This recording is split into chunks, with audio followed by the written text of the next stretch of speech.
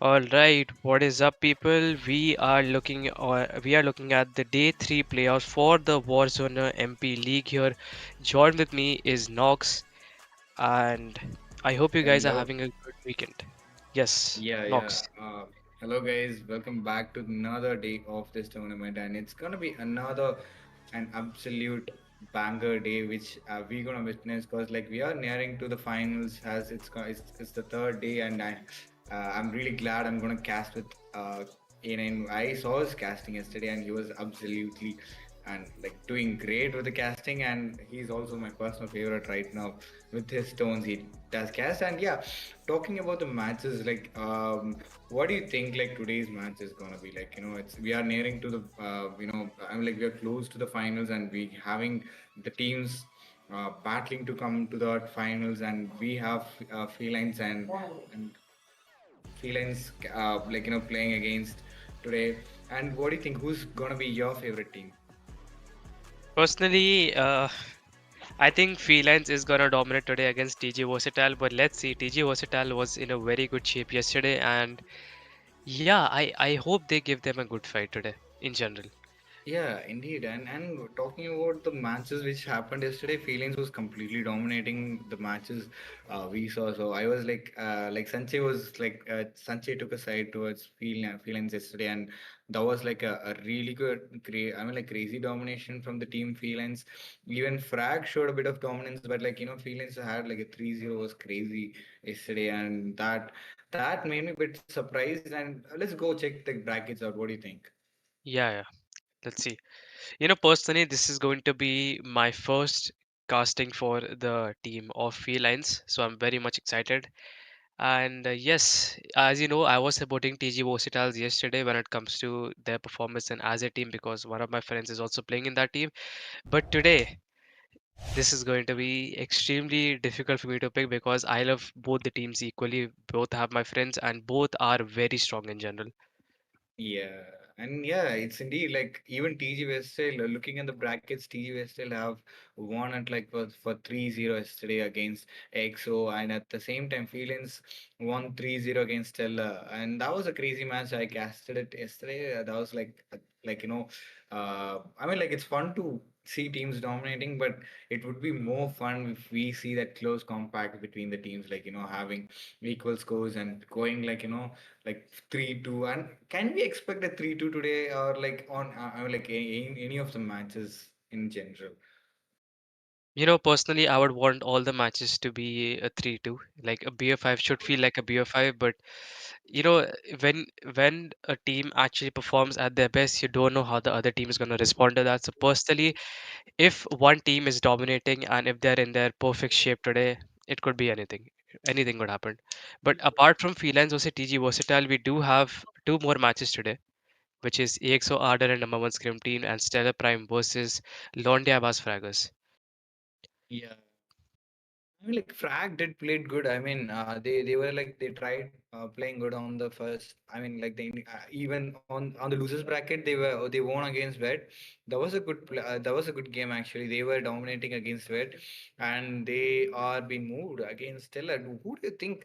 I mean, like Stellar is also a pretty good team from Feelings was too great to be against Feelings, but what do you think about the matches which is going to be happening between the team Steller and Frag? Because I'm really excited because Frag was dominating against Wit, not completely, but still they were showing dominations over the matches on respawns, and they were lagging bit in S&D, but still they were doing great. Frag was doing great on respawns, and Steller I expect the same. I think Steller is pretty good in. Like they could play better in SNDs, but when it comes to the response, they were like completely dominated by Felines yesterday. So what do you think, Frag? How do they might perform on Stellar versus Frag tomorrow?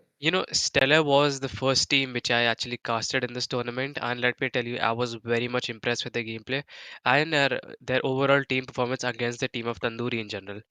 But talking about Laundiyabazz Fraggers, I did see some of their clips playing against other teams, and let me tell you, anything could happen personally. I'm not saying that Stella could win, and I'm not saying Laundiyabazz Fraggers could like basically make it look very one-sided, but I think I just need to wait and watch what's going to happen. Personally, I do think Stellar just might have the edge. Maybe not Stellar, but Laundiyabazz then. I'm not sure, to be honest. Yeah, I agree with that indeed. And what do you think about the X versus number one scrim team? Because like they were like they performed. I mean, like they performed good. I mean, they had like feelings against they won two matches against feelings on the first. I mean, on the first round, and so they lost against feelings, and still they got to the lower brackets, and they lost one matches again Tandoori, getting Tandoori out of this tournament. And they will be they will be going against EXO. So I think I feel like number one scrim team might have an advantage. I mean, like they might win. I mean, like I'm going with the predictions. If they perform as good as they performed against Felines the last day. So what do you think? Number one Scrim team, I think they have players from Godlike in the team. So Yep.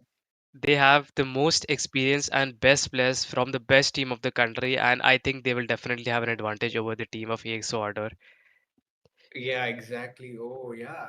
I noticed it just getting. I mean, like I'm just getting remembered of what happened on the matches, and yeah, yeah. I think it would. So I unfortunately that happened off stream, I guess. But yeah, we gonna witness it today on the live stream. So yeah, I'm really excited to see the matches between AXO and number one Scrim team. And like the first match of today is gonna be Felines versus TG, and the players are getting ready. So we might be getting into the matches really soon. So hope you guys having a great stream. And at the same time, we have an exciting giveaway which is going to be happening every single matches. Once after every single matches. For example, we're gonna have hot point for the first match. Once after the hot point is over, we'll be dropping and a code. I mean, redeem code, Google Pay redeem code. You can get it redeemed like I mean, like randomly on the chat by Warzoner. So just stay tuned, stay active in the chat to get the redeem code, and you will have a chance to win rupees 100. And we have 10 redeem codes will be dropped in the live play. So today, talking about the V2, we have map one, Phalanx on the attack on the map. So take off. So what do you think?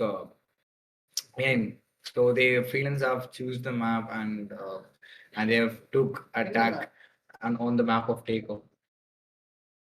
You know, this is a map where I expect that both the teams are gonna go head to head. Even with this, I know Felines might have an advantage when it comes to overall team performance and let's just say experience in general.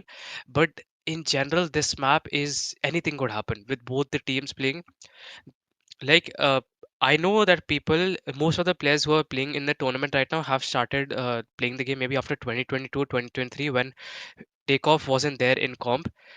It was back in Yeah. the early days, but in general, I do think anything could happen still because not a lot of practice has been done with most of the teams, as far as I know, and not a lot of discussions or in general, not a lot of team meetings. So, takeoff in general, I think it's a good map for both the teams. They are still learning, but they have not mastered yet. That's what I've seen at least right now in the tournament with the teams playing. Exactly, and indeed with that, like maps like takeoffs or even slums are not a map like where people should have mastered for S&Ds, because like but it's like hard for hardpoint. I think people can still manage it, but when it comes to S&D, it's very very like it's gonna be players will be like they might find it hard to go with the strategies in maps like slums. So I think map selections maybe that might make it tricky for an experienced team like Feline. So I think it's gonna be really interesting for us to watch, because having maps like takeoff and off maps like takeoff and slums and competitive is gonna be crazy. As you said, it was not in the comp for a while and it's been back. So it's gonna be it's gonna be interesting to watch teams like experienced team playing on off maps like this. And at the same time, takeoff is my personal favorite. So I just want to mention it because I always like play bad because I don't have any strategies, and it's just like you should be pretty good with the angles you peek in there, because map is pretty tricky, and yeah, I that's what my personal opinion about takeoff. But slums is okay. I think that is balanced. I guess even takeoff is balanced, but still, my personal hate is towards takeoff. Never gonna change. Yeah. Yeah, about that. For me, it's actually slums, but in hardpoint. But anyways, we are moving into our first match of this BO5 series today between TG Versatiles and Felines. The first match of today, and okay, they're leaving. Never mind. Okay. Did they set the point wrong? Right? Yeah, it had the point right, but still, like I think the site's been wrong. I guess probably I guess so. We'll be getting to the matches really like within few seconds. Once after they start, we'll get the feed like in a few seconds. So stay tuned, and yeah, make sure you guys are staying in chat to get those redeem code. And what do you think of and talking about the community? What do you think of the Call of Duty MP competitive community, Ainan? You know, I would actually speak of the community. I don't believe there is a community. You know, when I think of one united server for at least India in general, I don't think it doesn't exist. Maybe it does, but it's not active. Yep, I agree with that. I think it was pretty good. I mean, like it was, I can't say that it was pretty good, but it was okay. But back in days, like when it was quarantine, we had active tournaments happening, like by different peoples, and now it's a bit inactive. Maybe like we are have a bit of community, but still, we can see MP has the championship and all those advantages. So maybe I think if we have active tournaments, we can expect and proper MP community might be built. I guess. What do you think? Yeah, definitely. When I think of communities in general, I think it's a bunch of people on Instagram resharing their stories and have a group of maybe 200, 300 people. I think that's the closest thing of as of community we have in this game, in India at Yeah. least. But yes, about talking about the tournaments in general, guys, do subscribe to Warzone YT, do join the Discord, and do follow them on Insta because they are putting up their own money to host these type of tournaments. So yeah, a little support would be very appreciated here. Exactly, guys. And yeah, and talking about that, we got into the matches and we have TG versus Felines starting today. Hot point first match of the day on the map of Takeoff. TG on the left and Felines on the right. So your predictions, and now you already told that it's going to be Felines dominating over TG. So yeah, let's see how it goes. And the match has been started. VNM and the teams. I mean, like first initially they just want to go for the big swing instead of capturing it. They want to clear the plays out, and we can see it's a pretty equal trade happening between both the teams, and they've not captured it yet. And Felix tried for initial point, they haven't captured it yet. VNM going for the, going for the capture. He is first. TG. Initially getting that first initial points, and right now we can see Vicky playing, getting the three frags right there, very three important frags, and now TG seems like they are getting and proper capture over there for 19, but now I can see a proper contest going on by the team Felines, and I can see that Felines cleared out the point for now, and probably the big hard point is always and non-advantage hard point for either teams. Like you can't capture it fully in the most of the times because like it's too open and it's not a corner hard point, or it's not a hard point where you can have some cover. So it's pretty hard to capture it. I mean, like it's value can get few points, 20 points max. Yeah, as we can see, they got like 19 points by Felines, and it was a slow start for Felines, but still they buckled up and they got 19 points even after and delayed start by Felines. And I can see that TG are trying to make a rotation, but still I can see that Felines are like very pretty strong with the angle hold. The holding angles on the right places, right? That really working out for them. And what do you think, Chennai? Yes, I completely agree with you. When you're talking about the first OBJ in general, it is true that it is in the open, so you're not going to get a lot of points because you are basically getting shot from all sides, especially when it's a split spawn. But yeah, talking about the second OBJ in general, I think it's all about how you hold it with your team's positioning in general. Now, as you can see that the team of TG, they are fighting their way inside the OBJ, but Felines, they are not giving them a lot of opportunity. And look at H's with a Hunter Killer straight to Vicky's face over there. And we can see Mings getting a two-piece with the Tempest with just 7 seconds remaining on this OBJ. We will be moving to the the third OBJ very soon. But yeah, talking about the third OBJ, again, that OBJ in general, it's very hard to break, especially when you have the control because you're going to be spawning on the opposite side. And okay, so what was Venom doing over there? Could not predict. Yeah, I was wondering that too. So, cause as we were talking about the second OBJ, that was like pretty good. It's the match is not going. It's not a dominated matches by either team. So it's like an equal equal fights happening between the teams, and still I can see that the team TG braked it, and even the team Felines was like had the initial capture. They still managed to break it in, and now again I can see the team Felines trying to break it in again, but still unfortunately, there are few gunfights. The people players are losing that, not supposed to be lost, but still it's going pretty great. Lemon with that out getting those two important picks, and even Felines. Oh my god, is the excellent use of the operator right there, getting all those important clearing the side out and making it as a flawless entry. But still, like they just going for next rotation towards the next side, and we can see the team TG having some advantages over the spawns over there. But still, I think it's pretty important for a hard point to have the spawns like closest plus spawns. So I can see the team TG having the closest spawn, so that will make a clear advantage for the team right here. As you can see, they are spawning too close to the I'm like too close to the players. The hot point, so that makes them another advantages to get in. But still, Felines, I can see that Felines having a proper break in, and they are just like. Uh, they will be crossing the 100 point marks really soon if they can hold it. I mean, like if they can hold it fully, if they're gonna get all the points from this from this hot point, they can get it. Like they're gonna cross that 100 point mark already. And looking at the scores, it's gonna be a quite a point difference between the teams. But right now we can see TG break it through, and they're getting the points. Like they're getting back to the fight. I mean, they're getting the points. What do you think, A9? While you were speaking, I was actually noticing all the guns and operators that were being used, and I think there's a good chance that Aegis and Assumption both are using a death machine from the Yeah. same team. So I Oh don't know yeah. if that's true or not. So I don't know if that's against the rules. So just wanna point that out. But anyways, we can see Felines here. We are back to the first OBJ, and Felines, yes, they have achieved the 100-point mark before the team of TG Versatiles, and Aegis is again in the OBJ using a Lackman, the default Lackman. Okay, this is the first time actually seeing someone use this weapon inside of this tournament, and honestly, I don't know if it's that good of a weapon, especially going up against XF4 and VMPs right now. Even though it does not have aim assist on the gun, and it has definitely, you could say, a fire rate disadvantage. Yeah, But I yeah, mean, like even if it was a mythic, could have been, I mean, like could have been, and I mean, like something which can be convinced us. But like Lackman with no, I mean, the first skin I mean, like that, I don't know. I think he's too good with that.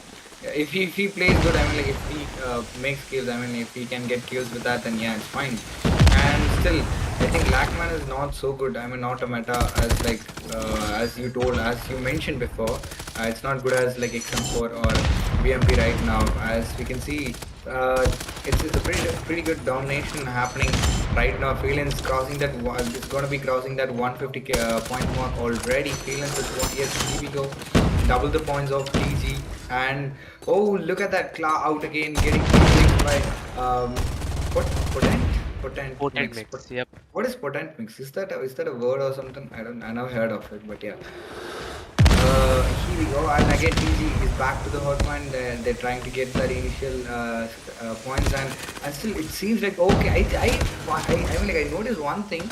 Felines are playing back foot, like while they are holding sides, they're playing the back foot. That's actually advantaging the team Felines to pick more than one picks. And look at that, Button makes clearing out the hot point, and that makes a clear advantage for the team TG to get back to the fight, and they're gonna be crossing that 100 point mark, and yeah, unfortunately they've been cleared, and they will be cleared out. And again, Lemon getting in and clearing out the point, and they have to be making a rotation toward the next hard point. That hard point is also a pretty, and I mean, like hard point with two entrances. That is gonna be a bit of hard point where like you can hold it right. I mean, like if you get it in, then yeah, you can hold it right.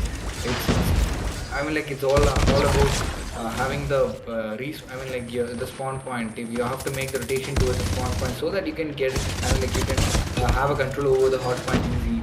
And look at that, it's like 2 seconds for Felines and 2 seconds for TG. It's like swapping too often. So what do you think? Yeah, while we were talking about Lackman in general, we did see Felines were like double the points of the team of TG Versatiles, but in between, again, we did see TG try to make a comeback here, and Felines, they are trying their best not to actually let that happen. So we can expect the operators to be a little help to the team of TG Versatiles to help them make this comeback. But look at Felines, they are still getting the scrap points here, and they are already there with the early rotations onto the next OBJ, which is already a bad news for the team of TG Versatiles. And as you could see, the spawn is, I think, yes, it has also been lost here by the team of TG. They are falling behind just a little bit. The team of Felines just need a couple of points, and they are gonna be reaching the 200 point mark with the team of PG Versatiles. Yeah, exactly. And looking at the score, I think Felines is gonna be crossing the 200 point mark already, and it's gonna make a huge, point difference, is making it hard for the team TG. And I think TG have to work on it, and they have to get. I mean, like they have to get back with the gunfight. They are losing some gunfights. They're not supposed to do that, because like that makes a disadvantage for the team TG. I mean, like they are pretty good. I mean, like they are rushing it together. They are I mean, like breaking it in, towards the hard point, but still they're losing gunfights when it comes to holding the hard point. So that is the one disadvantage from the team TG. But in my personal opinion, Felines are doing great in the both. Like breaking it. They are pretty good in breaking it and towards inside the hot point. And at the same time, they are doing great with holding the hot point. So that makes that point differences. I mean, like reasonable. So yeah, and at the same time, we can see the team TG are trying to clear the site out, but still, Feelings are. I mean, like they are making that they are clearing out all those. I mean, like the wiping out the players and in the right time that makes them to get into the site. I mean, get into the hot point so easy. So right now we're looking at Feelings with 200 point mark, and again we have a death machine, and it's crazy to see that they're gonna get it done. I mean, like soon I think it's gonna be 2 more seconds, 30 seconds if they're gonna hold it. Nah, it's gonna be one more hard point. Then Freelance can be might be done with the hard point, I guess, in their favor. So TG again trying to do that contest, and they trying to capture a few points, but that is not happening for TG right now. And it seems like Freelance Rebel has his operator code can be used for the next start point, I guess, and they still need 29 more points to get this match done in the favor of the team Felines. And seems like TG are still struggling. They are trying to do those capture those scrap points, but that ain't gonna work because like they're having a huge point difference between both teams, so they have to go for the rotation and get the I mean like get the hard point clear before team Felines get. So that is how they can equalize the score. Look at it, Mike. Oh, Mickey did break out good, but unfortunately got traded by one of the player from Felines, and that was a great breakthrough. They have to contest it. They shouldn't let Felines get in, but right now with the contest is happening right now in the side, and Felines Shaksham with Death Machine, that is looking great for him. He cleared out the other side, and I think that is it. This hot point is the last hot point we're gonna see, I guess. No.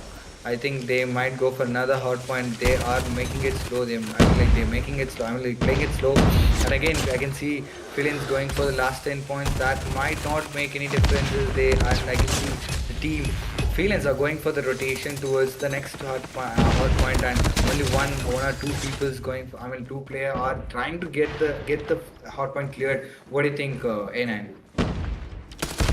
You know, they were, or they are, I would say, approximately 100 points ahead, and the team of Finland, they just need 13 more points in order to win this game and get it into their names. But yeah, I am still looking at little hope for TJ because the annihilation coming in from the team of Finland, I was expecting that the team of TG would at least reach the 200 point mark, but felines here, they are just not stopping. Look at Cosmo, absolutely huge value with that. But Yeah. yeah, there it is. A first Yeah, match victory but for you the know team of what? felines. You know what? The funny part about this match is won by TG Vestal as you predicted before. So as these guys use the operators, I mean like they're not supposed to use, right? So I think it goes to it goes the first map win goes to Weststyle, TG Weststyle, and we'll be having 4 matches in total. Let's go. So yep, definitely after this freelance is gonna not gonna be happy with me pointing that out. But here let's talk about the scoreboard in general. We have Aegis being the MVP, even though they just lost. We're gonna still count it as they won this match here. 55 kills, 37 deaths, 49 seconds of OBJ time, and then we have Sakshav in second with 43 kills and Rebel in third with approximately 42 or 47 kills. Cannot see, but yeah, you wanna talk about the TG team here? Yep. What? It just blacked. Okay. Yeah. So yeah, I mean, like, I think the team TG played good with Mickey with 47 kills, and along with that, 49 death, negative KD, but still they played time, and I mean, like he did great. Even he had like 29 seconds inside the hot point at the same time, following that potent mix with 44 kills and 44 death, 17 assists, and 24 seconds in, and it's what is that name? It's Mink, it's Minx. It's Yes, Minx. thanks. 40. L- Perfect. His score is perfect. 40 seconds, I mean 44 seconds in, 40 kills, 40 death. That's crazy. That looks a fancy number. So he paid for it, I guess. And Venom with 33 kills and 45 deaths, 54 seconds. He played objective really great with 54 seconds. And following that, ZFAG with 33 kills and 45 deaths and 14 assists, and then 1 minute 8 seconds. He contributed a lot, and yeah, that's great to see the team. And we'll go to the cast list and we'll be back again on the second match. And I think as TG won against I mean, like even Felines won against TG. It's the first point goes to TG as they use the band thing. I mean, like band. They just like voided the rules of the WC. They used the death machine, and Yep. so probably it goes to the team TG. So yeah, it's gonna be one for TG and Felines with zero. So we Felines have to go for three more matches again. So let's see how it goes. And uh, I think I think let's go to the veto. Let's see what map they have choose for the next match. And what do you think, K9? Who's gonna go? I mean, like, what will be the point differences on the map of S&D? See, personally, I think it could see again. These are two very strong teams, like I said, and in SND, I think Hardpoint is a completely different game mode compared to SND, and you know that for a fact. So for SND, I don't think that Freelance is gonna be dominating as much, but I have high expectations from TZ Versatile for this one. Oh yeah, for firing range, classic map of Call of Duty Mobile. So I love firing range. It's gonna be my personal favorite map, and the team TG have choose the map, and it's gonna be TG will be on the attacking side, and it's gonna be. I mean, like it's a pretty good map for an S&D if you ask me, because like it's I mean, like, it's pretty balanced at the same time, and I would say, I mean, like maps like firing range, right? And standoff or like the most practiced map for a competitive, I would say. So we're gonna have some really good snipes, I expect on A longs and mid. So what do you think? See, when I was saying that TG Versatile have a good shot at actually winning this, it's because that this map has been there forever in terms of even in ranked. So experience wouldn't matter that much. Maybe if you're playing competitive, it could be different, but it's there in ranked, so every player would have played it, I don't know, numerous number of times. So I am gonna believe that TG Versatile might have a good shot of taking down Felines in this one. Yep, definitely. I agree with that. And talking about that, we got the matches started and Feelings on the left and TG on the right for this map. And we can see Feelings will be on the defense and TG will be on the attack. And they're playing slow. I mean, like they're playing passive. They're waiting for the initial picks on the either sides where they can get I mean, yeah, they can get a breakthrough. Feelings getting that initial down with the sniper. It's Ming's been taken down with the sniper. That's gonna make an advantage on the defense side, but still it's gonna be a bit challenging for a team who's on the attacker side. You're not supposed to give the first kill if you're in the attack, so that is gonna be a disadvantage for the team to get a breakthrough inside a side. But still, the teams are a bit like they are like. I mean, look at that. One of the player from TG sneaked in towards. Oh, Zfag, he sneaked in towards this corner, so probably he can have an advantage. Okay, will he get him? Yeah, it's gonna be an equal 4v4, making it as a 4v4. Lemon with the sniper might be okay. That was a close one. That was a close one. He could have been taken down, but unfortunately, he missed it. Right now, Lemon goes for the armory peak right there. Let's see if he can get the kill. No, he misses it, and again he goes for the like wall bang through the bomb, but that ain't gonna work anymore. Two players Oh, there getting the bomb planted right there. Button mix getting the Cosmos and limiting them Z-Fac right there with the sniper, getting a trade. And Mickey as Mickey's hole. I know what he meant, but yeah. So right now we're making it as a 2v2, and right again it is all on VNM. VNM can good for one, but unfortunately he's dead too. And here we go. The first round of the match goes in favor of the team oh. Felines. That was a body So shot. they both are friends. So Saksham just body shooted Venom over there. Yeah. Oh, Venom is Venom. Okay, yeah. Oh, yeah, yeah. I remember someone calling him Venom. I just getting it remembered. Yep. Yeah. It's a Short name, short form. Yep, exactly. But yes, let's see here. Felines did get the first round even on the holding side. Venom couldn't do much over there as both the players push on him. He definitely got sandwiched. But take a look at the minimap. We can expect that the team of TG Versatile will be pushing onto the A side as most of the players are aiming for it. And there are two players from the team of Felines, which is one in trailer and Limon is behind here inside of the armory, waiting with the sniper here. Aegis getting the first pick onto Venom. And yes, Limon definitely knows a couple of players there. Spots Minx gonna take him down. We can see Mickey's take down Saksham. Limon gets another on to Z Fog. Mickey's is getting a three-piece, and Potent gets the fourth, and Limon is left with a 1v2 situation here against the team of TG Versatile against Mickey's and Potent Mix. Mickey's, oh no, Potent Mix took him down as well. This was a good partnership coming in from both the players from the team of TG Versatiles, taking down the entire team over there. Amazing. Good Yep. strategy here and good playstyle from both the players. Exactly. I mean, like I was not expecting a close compact between both the teams on the round two, but still we can see that it's hidden. I mean, like the seeds are hidden. Oh, Venom with a grenade kill taking out Lemon. Of important pick, a sniper pick from the team, and right now it's TG is doing great with. I mean, like initial they're gonna have a breakthrough towards the side here, and they can get it planted soon. And it's all on. It's all. I mean, like it's all gonna be a 3v5 situation for the team Felines. And right now we can see Felines Cosmo taking down him. Oh, right. Okay, he didn't notice him. Okay, wait a second. Wait a second. Both Shaksham didn't notice him. That was a crazy.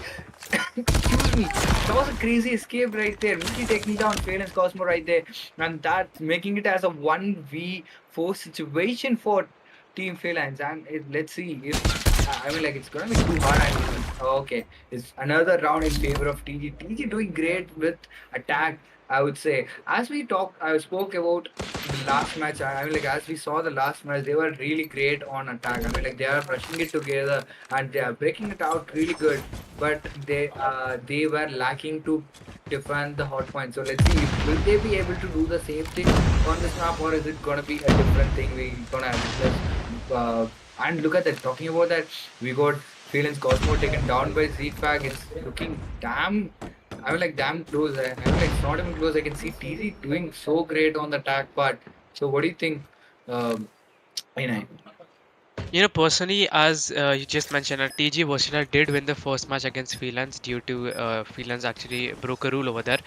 I think it does give you a relief, and you are not playing in a pressure compared to the team of felines.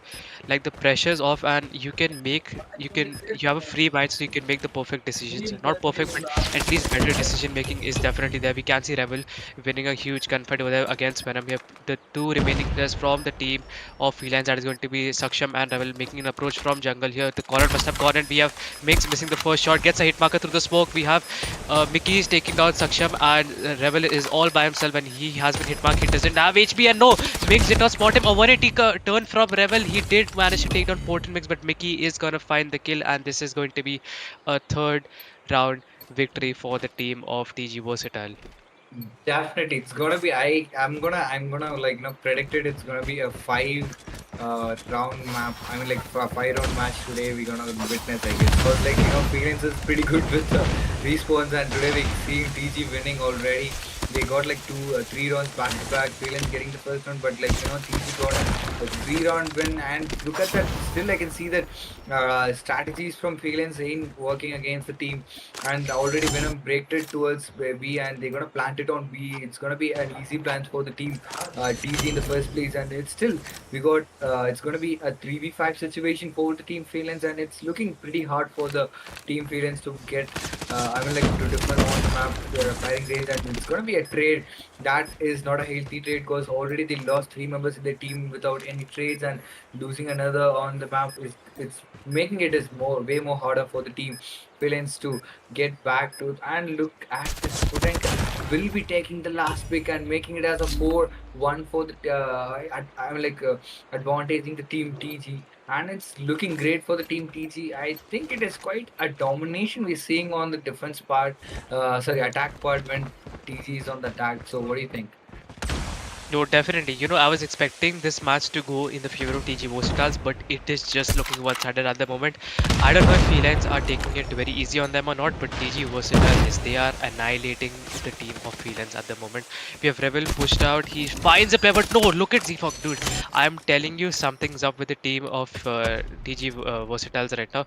They have figured it out. They know for a fact that Felines they are gonna make mistakes, and they are in general like the team of Felines. I do see them playing a little bit on the aggressive side, even being on the holding side first.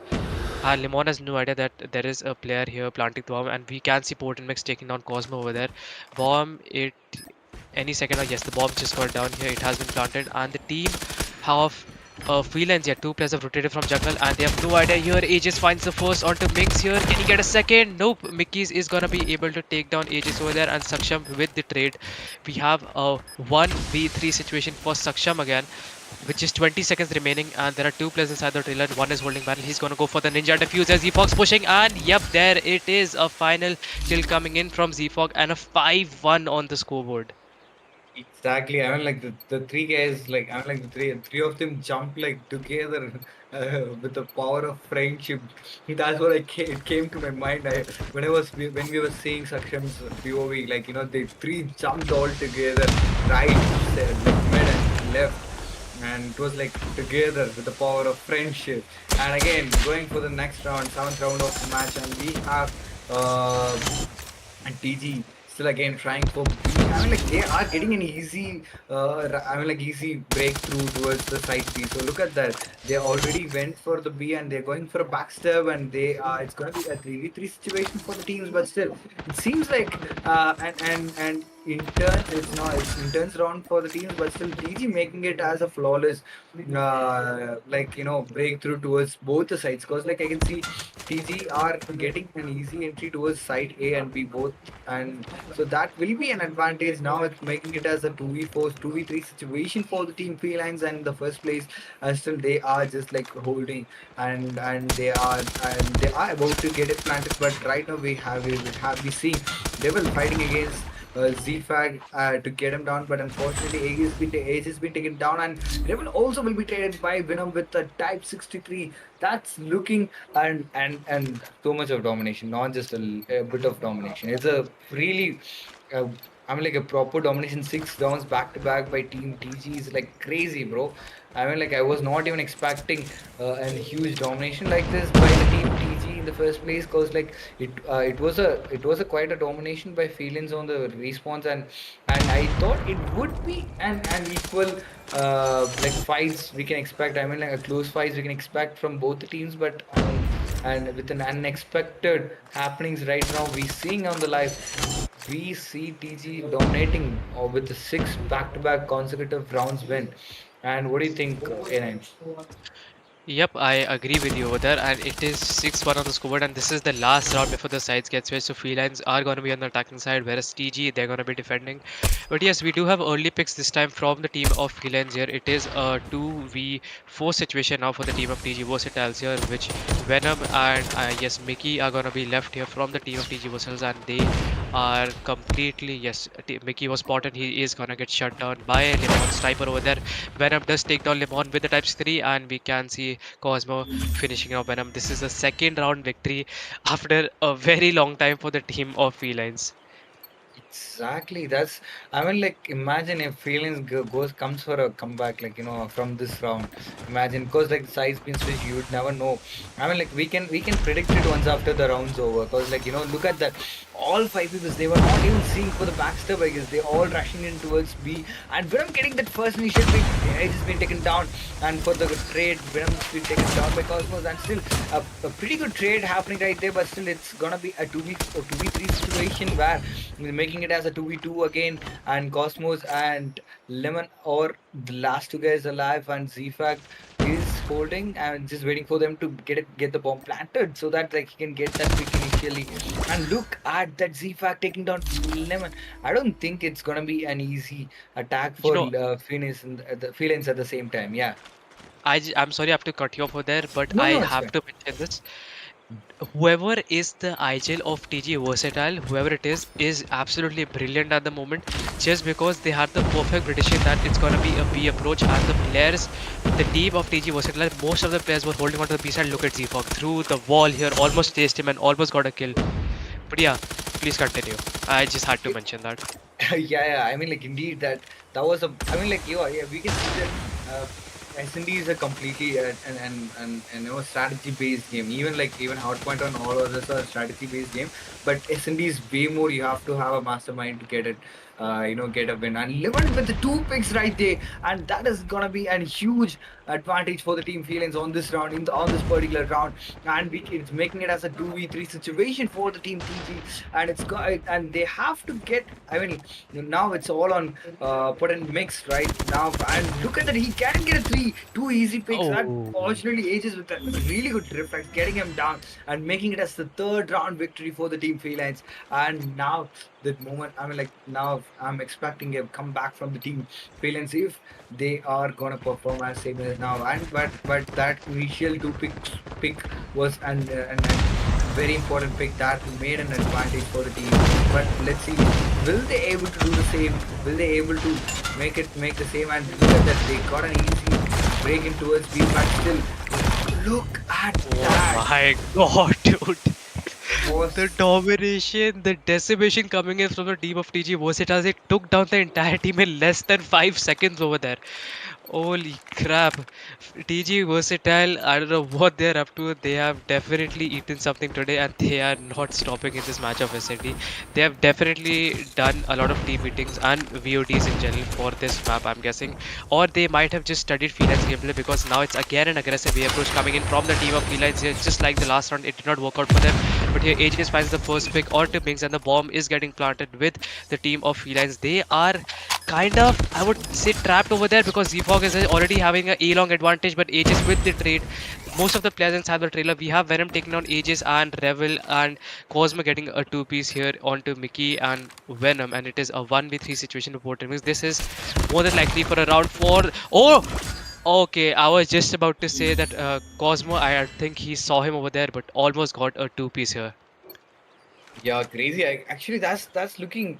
I mean, like the last round was unexpected. At the same time, I was really surprised to see because, like, I told them, I was mentioning that TG is lacking on the gunfights when it comes to the 1v1 and stuff. So, first, like, while they were holding, they were lacking on the gunfights on the hard point. But right now, seeing TG's gunplay is like, they're not losing. They're not.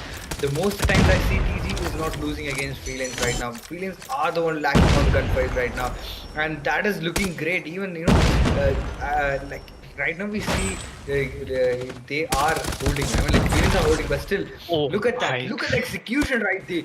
They all together, Rashton all together. That was a really good advantage. Limit with the for one kill with the sniper. god. Taking for two. Will he be able to take another pick with that, or is it gonna be and down to the down to another round in the favor of Team TG. He's going for a rotation down to 1v2 situation. Well, I mean, like, Lemon is like, sweating his blood. Look at that. He got 15 kills already with a sniper. That I would have cried over there if I was in that team, bro. I would have literally cried. And imagine right now he's in a 1v2 situation. Let's see if he can get that 1v2 clash, or is it going to be another the match round. I mean, like, it's a do or die situation, obviously. So he has to get this round, or I mean, like two matches win in the favor of the team TG. If he loses this one fight, let's see if he's gonna get it. Yep. Approach in the trailer finds one Oh and a yes. second Levon. Huge value. Zfog, when I was looking outside the A bomb over there, and Zfog was supposed to get that kill, but the VMP is just insane over there.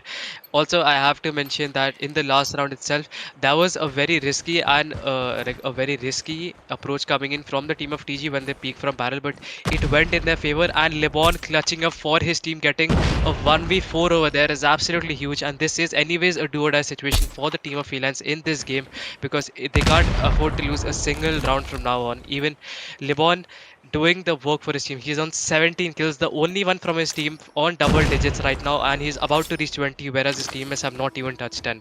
Absolutely amazing gameplay, and I would say performance coming in from Limon over there. Exactly, and I'm still like concussed. I mean, literally concussed by the gameplay. I mean, like the last one, it was crazy. The I mean, like I can feel the pressure in the team of Felines right now, but they got no other choice than winning all the 3 rounds to make it as a overtime. So let's see if they're gonna do it, and it seems like still TG have an advantage over this map because like they are on the defense side, so they still have an advantages if. If Felines make a very tiny mistake, that will be in the favor of TG. So let's see. Freelance have to get a breakthrough to either of the sides. So let's see if they're gonna get it. Or okay, I think Ming's taking down Limit right there. One of the important pick from the team. Freelance, he was because like look at that Rival taking down CFAC, making it as a 3v4 situation for the team TG. They are playing slow and steady right there, and that was a pretty good trade, making it as a 1v3 situation for the team TG in the first place. Let's see, Cosmo is gonna get the last pick and another round in the favor of the team. Felines, it sounds like a comeback, but let's see, it's not a come. We can't predict anything right now as it's very unstable between the teams because the rounds we predict they might win, they are losing. The rounds they might lose, they are winning. So I'm not gonna go with any predictions for now. I'm just gonna go with the hit of the moment. What do you think, A9? From a 7-2 to 8-6 on the scoreboard after each round, the match is just getting more exciting.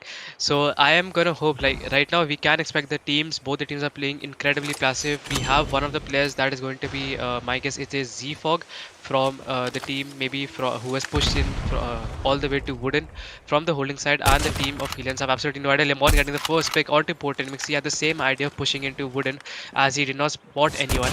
And oh my god, beautiful shot over the Z-Fog is also there. And a third, Lebon is unbelievable right now. Gets another 3-piece.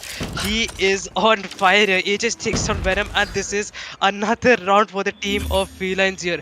One round away from reaching overtime, and this is just embarrassing at the moment for both the teams. Both the teams, because Felines let TG actually get in that lead. I was actually expecting that Felines were letting them win, and maybe that's the case. But TG, how can you let that happen after having an incredible lead of maybe 6 to 7 rounds in general? You have let Felines to almost catch up here. If they lose this round, it is going to be moving to overtime. Exactly, and looking at the map, we have a pretty good trade going on, and now it's all on 2v3 situation. I think that's it for today. Okay, it's all on aces right now. It's gonna be a 1v2 situation. I don't think that would be such easy as like the last time. They're gonna be. I mean, like the bomb has been dropped at the same time, so I mean, like this place is not so easy to make a 1v2 pledges just like they did on. Okay, here we go. He's good for one and making it as a 1v1 situation. He got time. He have to pick the bomb and get it planted. So really, Potent Mix is playing safe. He's just letting. I think he's gonna wait for until he picks the bomb. So yeah, let's see if he's gonna get this round clutch or is it gonna be in the favor of the team TG getting the another round win. I mean like the map win, or maybe I feel look at Lemon already. He's like with 21 kills, and even Mickey got like 17 kills. That's looking crazy. That these two players are really cracked right now with kills, and they are cranked, bro. Not cracked. They are cranked with the kills right now. They are so not. I can't say solo-handedly, but still, their presence is really like very important for them right now. I can see ages. Overtime situation any Oh my second. Oh, and god! there it is. He just finds the kill, and it's Oh my god! overtime. Oh my Oh my god, god! again that's coming in. I don't know what the team of DG Versatiles they're gonna do now, because this is, you need to get at least 2 rounds together in order to win this match now. Anything could happen. What do you think? Nah, bro, I literally speechless. That comeback was really crazy, but now all the comeback matters only if they're gonna win this. Feelings have to win all the 2 rounds to get their favor. But as we expected, feelings are a bit struggling to get those defense in their favor. And looking, I mean, like talking about that, Aegis traded out for two. I mean, like he got 2 kills and making it as a 3v3 right now. He's being traded, but still Limon and Rival are there.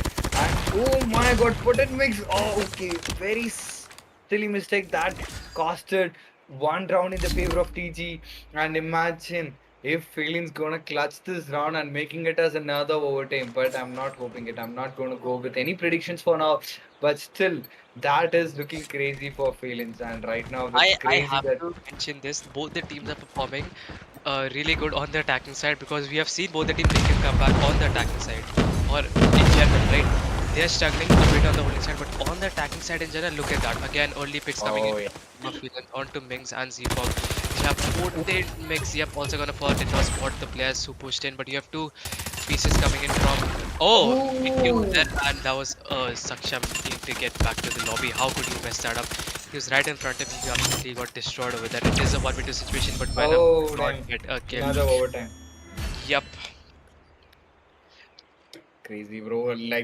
Seeing the first overtime of this tournament, I guess. Like we are seeing first overtime on the live between the team TG and Felines, and crazy. I can literally feel the heat between the teams here in the capital already. Felines Lemon is taking that initial pick. Means one of important player in the team. I think that will make an advantage for the team Felines on the defense part. Let's see if they're gonna get it in their favor, or is it gonna go like 16, 17 rounds? And we're not taking down Ajax in the first place. And oh, that was a wall bang. I think that was a pretty good wall bang happened right there. And still, I can see Potenmix taking down. That was a good trade, making it as a 3v3 situations. And let's see if they're gonna get it in their favor. Lemon's still alive. If he gonna pick it, no, he's gonna just like wait for Potenmix is playing. I mean, this guy got the patience, to be honest. They have got it planted. It's gonna be a Oh, 3v3 situation. Ah, look Mickey at the taking down angles. section. Oh my Look god, at the crazy snipes. angles. Yeah. Beautifully played by the team of TG Versatiles over there. I have to say this good angles that they were holding. I have to also mention this. This match would have been very one-sided, but Lemon is carrying his ass. He's literally who was the player who was playing in the team yesterday in the cricket match? I think it was Jacob or something. He is that guy. He's single-handedly carrying his team right now. And again, Yep. TG Versatiles does have an advantage in this match here. They just need to win this round and they will be moving to the map of control here. But yes, Lemon again, Ooh, damn. Revel Crazy, bro. Revel got Crazy a kill again. onto Potenmix with the inside the trailer here, and yes, we can see that already a life advantage for the team of Felines. Yes, Lemon is again at 24 wallbangs, but not able to land any of those as there is absolutely no one over there. But yes, also, have you noticed one thing? Every single time there is one player always holding barrel in this map, which is near the A bomb, Yeah, right yeah, here. yeah, yeah. Yep. That's like one important thing. Like that really Oh, worked out for the team TG. To be honest, like that was the one important move that they did. And look, Minx with the crazy snaps taking out two important picks right there. And now it's down to 2v3 situation. I mean, like, will they able to get this round? I mean, like, if TG gonna clutch this round, the match two is gonna be in their favor. That's gonna be a crazy stuck for me. Is it same for you guys? Yeah. Lines is always like they have been holding on to this tightrope for a very long time, and yes, I think the team of TG Versatiles they do suspect that the remaining two players from the team of Felines they have rotated all the way back to B. Venom could go absolutely huge right now, and this is a do or die situation. Finds one, can he get a second? One hit marker. Venom with a slight peek could just shut him down any second, and there Oh, it is. TG Versatiles taking the W in this match as well against the team of Felines 2-0 in the BO5 series. damn. I mean, like, we had two overtimes, bro. That's the craziest part, and that's like a crazy match which happened between Freelance and TG. But we never expected Freelance. I mean, if Freelance was performing better on the first of night, I mean, like, they might have won, I guess, because the comeback was really crazy. But still, the attack part did work out for both the teams. To be honest, that we have to admit it. And yeah, what do you think? Like, I think let's go with the scoreboard for now. Yep. So I have to.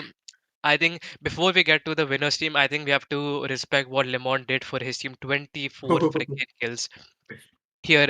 I think he deserves our respect here with 16 deaths, being the MVP from the team of Felines. Single-handedly carried this team.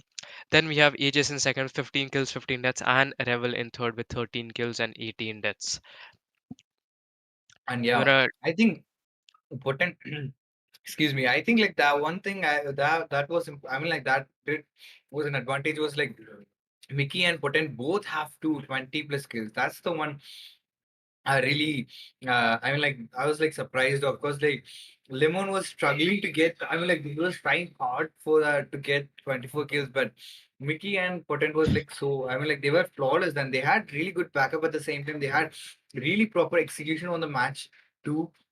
So if they have that good strategies for response, they still have an advantage. They can win on control, I guess. Let's see. It's all we have to see on the match too. I'm really excited for the match too, because it's gonna be a mix of domination and SND. So we have limited lives on control. So it's gonna be really excited for me to watch a team TG playing on control. So what do you think?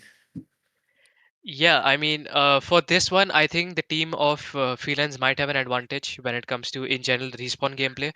But I hope that TG versatile, because I have to talk about this as well. Now, this is a BO5 series, so TG has actually won the first two matches against the team of Felines.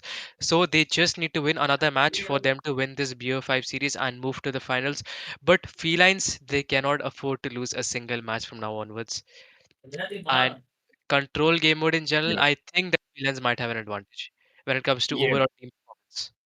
Exactly, and after a huge long match, we will be going to the break really soon, and we'll be back in 5 minutes. So we'll be back sharp live at 5:59 and getting the match started on 59. So we'll be back after a short break, guys. And until then, this is A9 and Knockstick along with. We'll be back on. Yeah, we'll be back.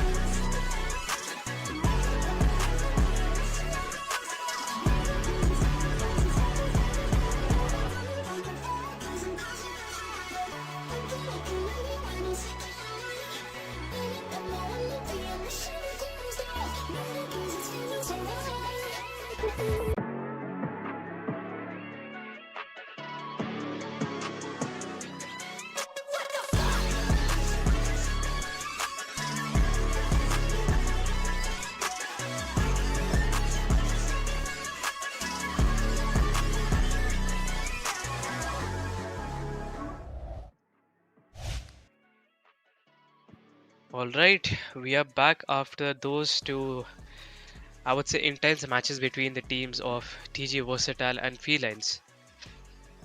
Are Yep, you and that was a crazy match, bro. That was a crazy match, and we didn't expect for a comeback by from the team freelance in the first place, and that was a crazy comeback.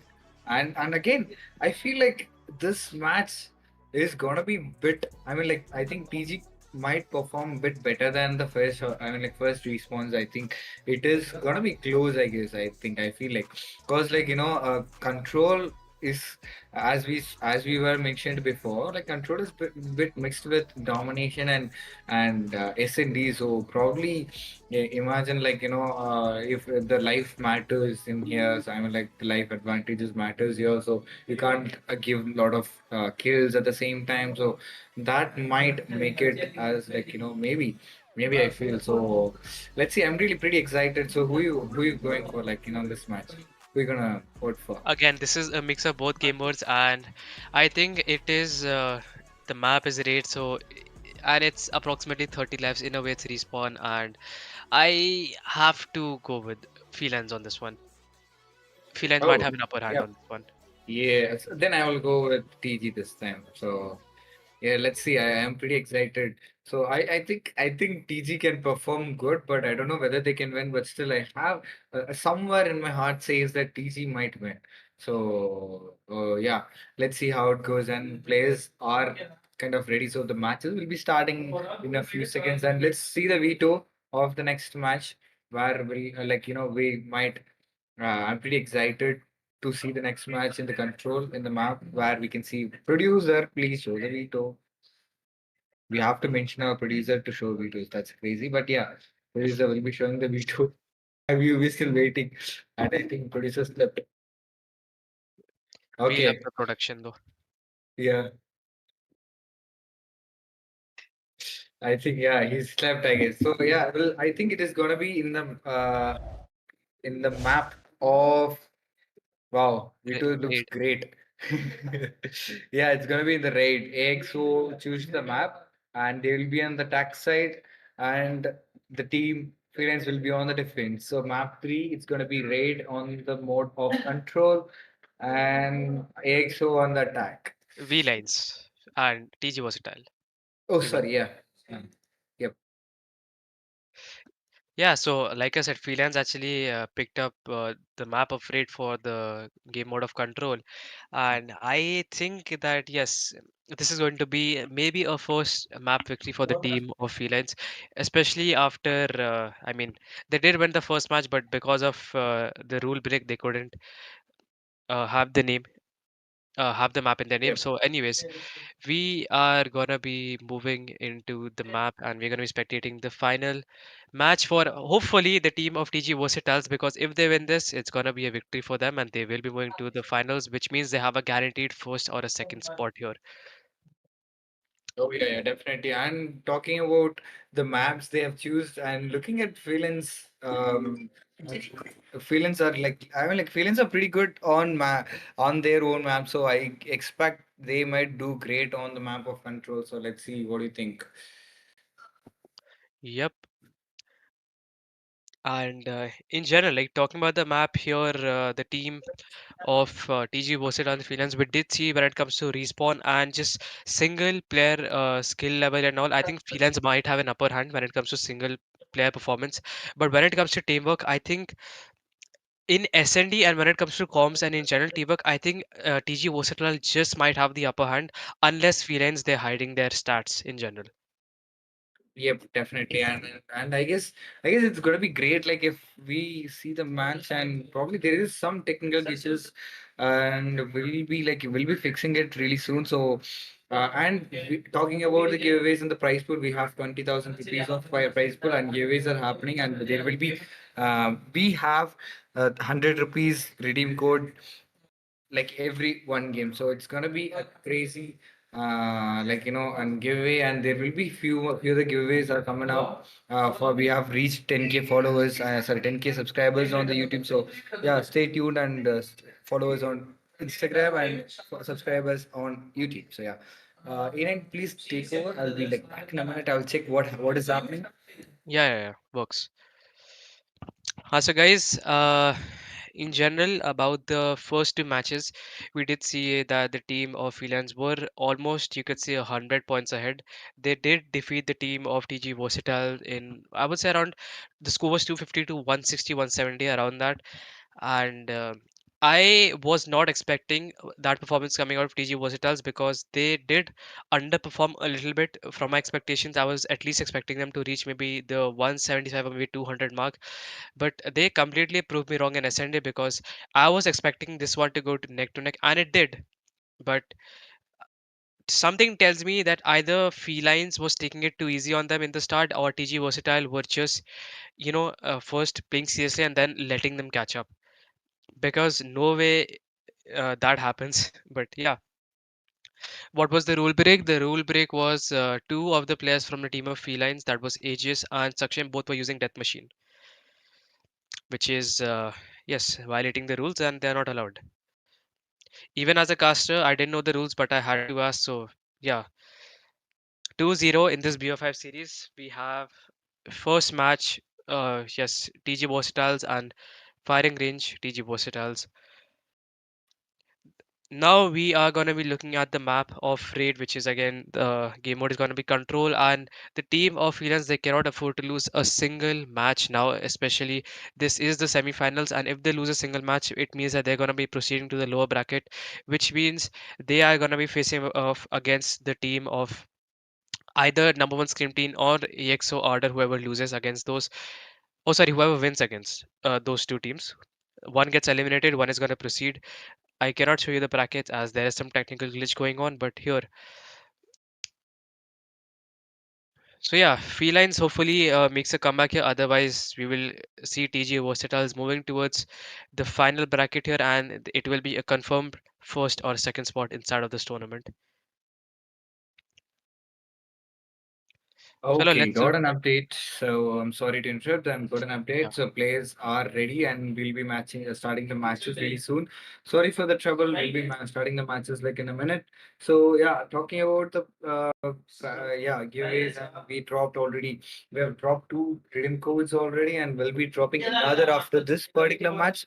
So what do you think? Like this match is gonna be on the map of raid, and I I I mean, like this thing. I mean, like this time we have two places where it's gonna be a bit open at the same time. You'll have a bit of covers on the both the like objectives on the first place. So probably we can expect team TG to play good. But like yeah, I what do you like? Which team is good in the close range compacts? Like compacts when it comes to the objectives holding. Like is TG are really good with the close range compacts, or is it gonna be felines are good with As much as I've seen, I think when it comes to close range, I think Potent Mix and Mickey from the team of TG Versatile, they're really good. But at the same time, we can see Limon and probably Saksham, I think. Yes, but when it comes to close range, I think TG Versatile might have an upper hand. Close range. yeah. Definitely, I guess it's so. Cause like when it comes to those, like I've seen TG are like they are rushing it together. So maybe like as you told before, they might have an upper hand when it comes to the close range compacts. As they might trade it at least to get, I mean like, breach into the site. So I guess yeah, as you told, yeah, that is how we're gonna witness it like on the matches once the matches are start. Like we'll start in few seconds as I'm expecting, and map in the map of raid we have feelings on the defense, and they will be heading to the matches, and we have and at the same time expecting feelings to give. I mean like they might dominate when it comes to the attack defense part in the sorry, in the attack part in control. So, cause like they are pretty good on capturing the hot points, so they can, cause like they know to hold the angles, and it will be an advantage even in the defense, but they do it better on the defense part. So maybe they will have an advantage when it comes to the defense while they are holding angles too. But yeah, let's see how it goes. And yeah, what do you think? Raid is comparatively a very open map, except for a few places. You can say the spawn, maybe the kitchen area, or any, you could say the red room.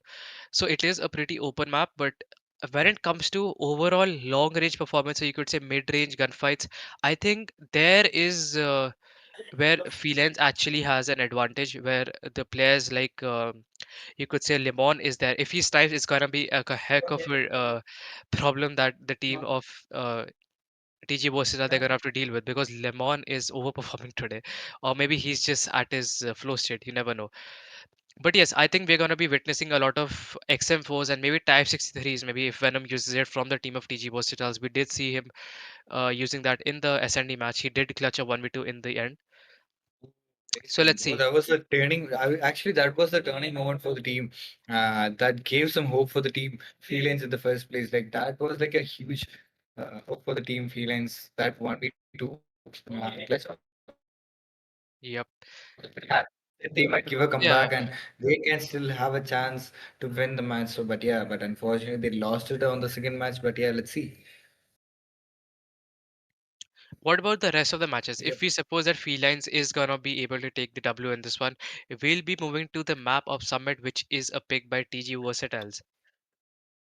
Oh yeah, definitely. It's pretty interesting to see how it goes because Summit is a Summit is a very common map. Just like unlike even I thought the same even for firing range because like TG was on the attack, they choose the map and Summit is a bit tricky compared to the firing range. But I still feel like Feeling's gonna crack it on the Summit map because like they are pretty good on the hard point when it comes to the hard point. So I don't think that would make a much of differences, but it can make a little bit of differences compared to the takeoff map because TG can play better on Summit because it's a very usual map players usually play. So yeah.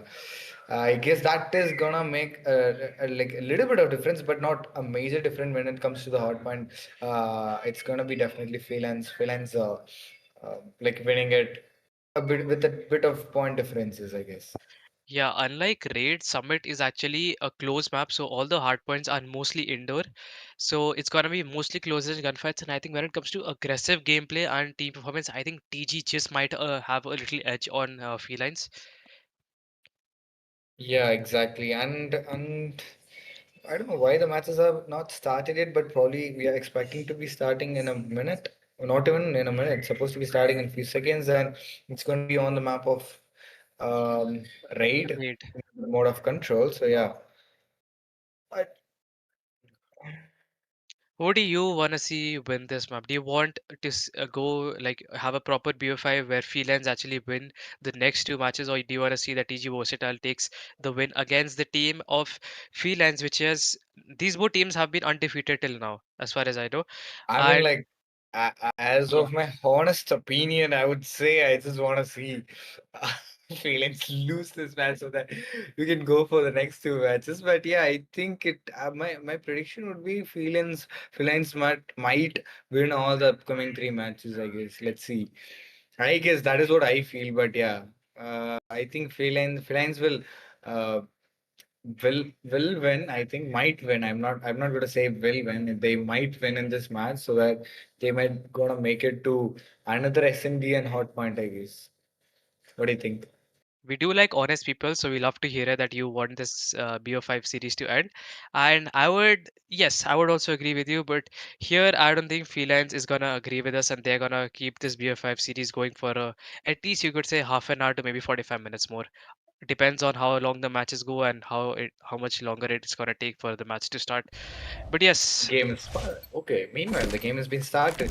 And imagine, like, even if it is gonna go for a BO3 and we still gonna meet easy on SND again. yep, yep. So where easy are really good, so we might have another overtime we can expect. Oh, look This at is that just what I Lemon. was. Lemon This is a is death what. machine, bro. Yeah, Lemon. I was talking Yeah. about that. This is what I actually suspected, that if he's sniping, this is gonna be a heck of a deal that the team of TG have to face here. But yes, in general, mid to long range gunfights, it is an open map here. We can see felines. The entire field is blue at the moment. They are getting most of the kills and already a 2 life advantage here for the team of TG, which is maybe I'm getting proven wrong here. What do you Yeah, what yeah. do you think? Left side is freelance. The thing is wrong. I mean, Yeah, they have to fix it. But yeah, Felines is on the left, TG on the right. So TG got 2 wins and Felines yet to win. So probably we can see Felines already in the lead with 3 point differences, 3 kill point differences, and Team TG have captured a portion in B, but still they have to capture 2 more portions on B. They're trying to capture it.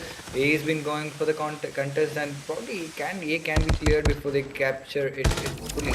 And look at Mings is playing great. I mean, like Mings' contribution to this map is pretty solid from the team TG, and at the same time we can see Mickey also equally contributing to them. And I mean, like 3 players from the team TG are playing so great. At the same time, we can see 4 point differences already. But I feel like Felines are struggling a little bit. I mean, like struggling a little bit on the defense part because it's a defense and still they're losing points that's going very equal. And Felines are like doing great Oh when it. my. Oh, first time I'm seeing Lemon missing such easy shots. And yeah, he's dead.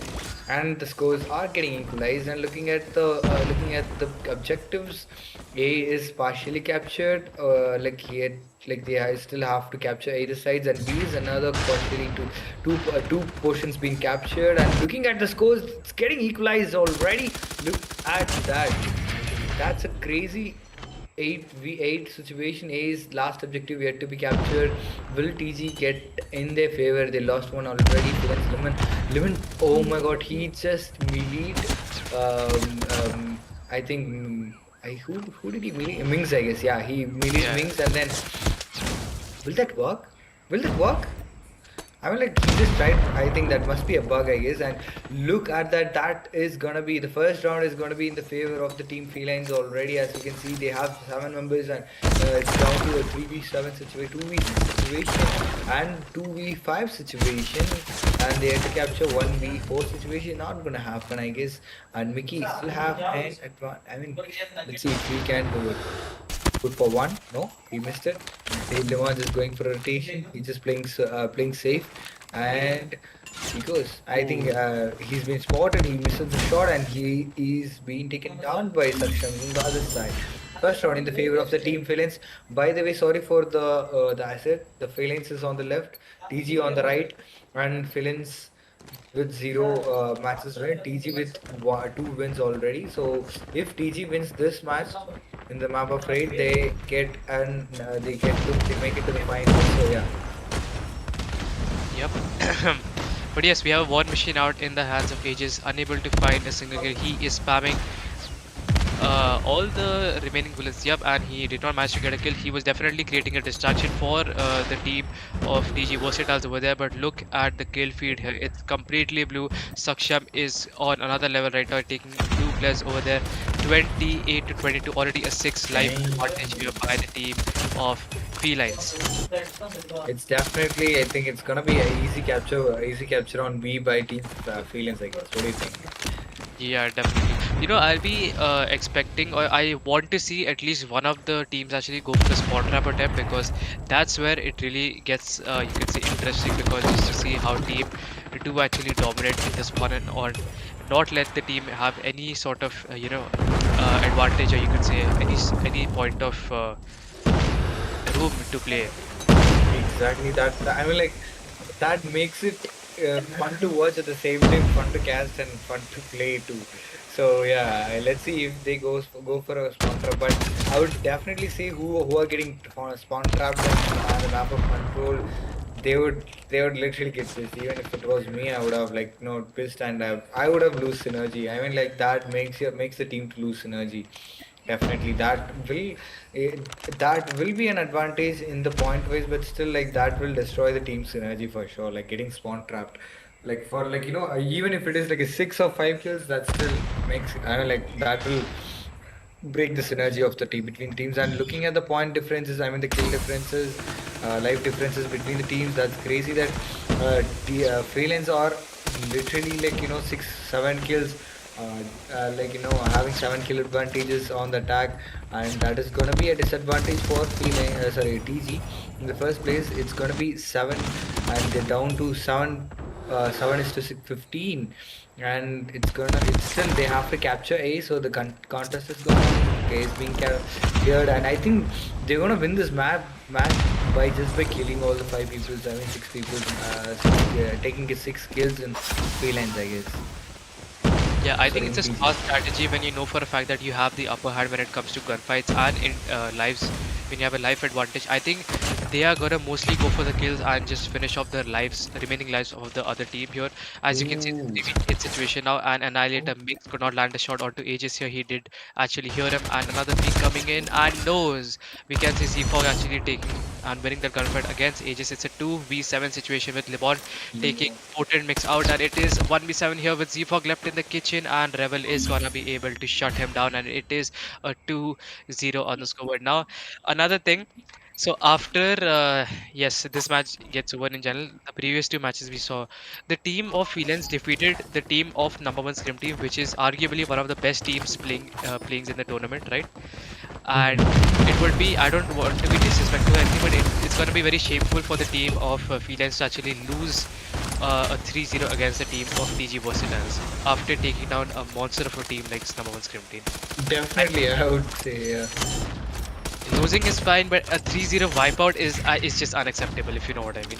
Yeah. I mean, like, I think most people should accept it. I mean, that is true. Cause, like, imagine, uh, like, I think they will be like, people will be saying like they dig that, and like they were like playing very lethargic, I would say.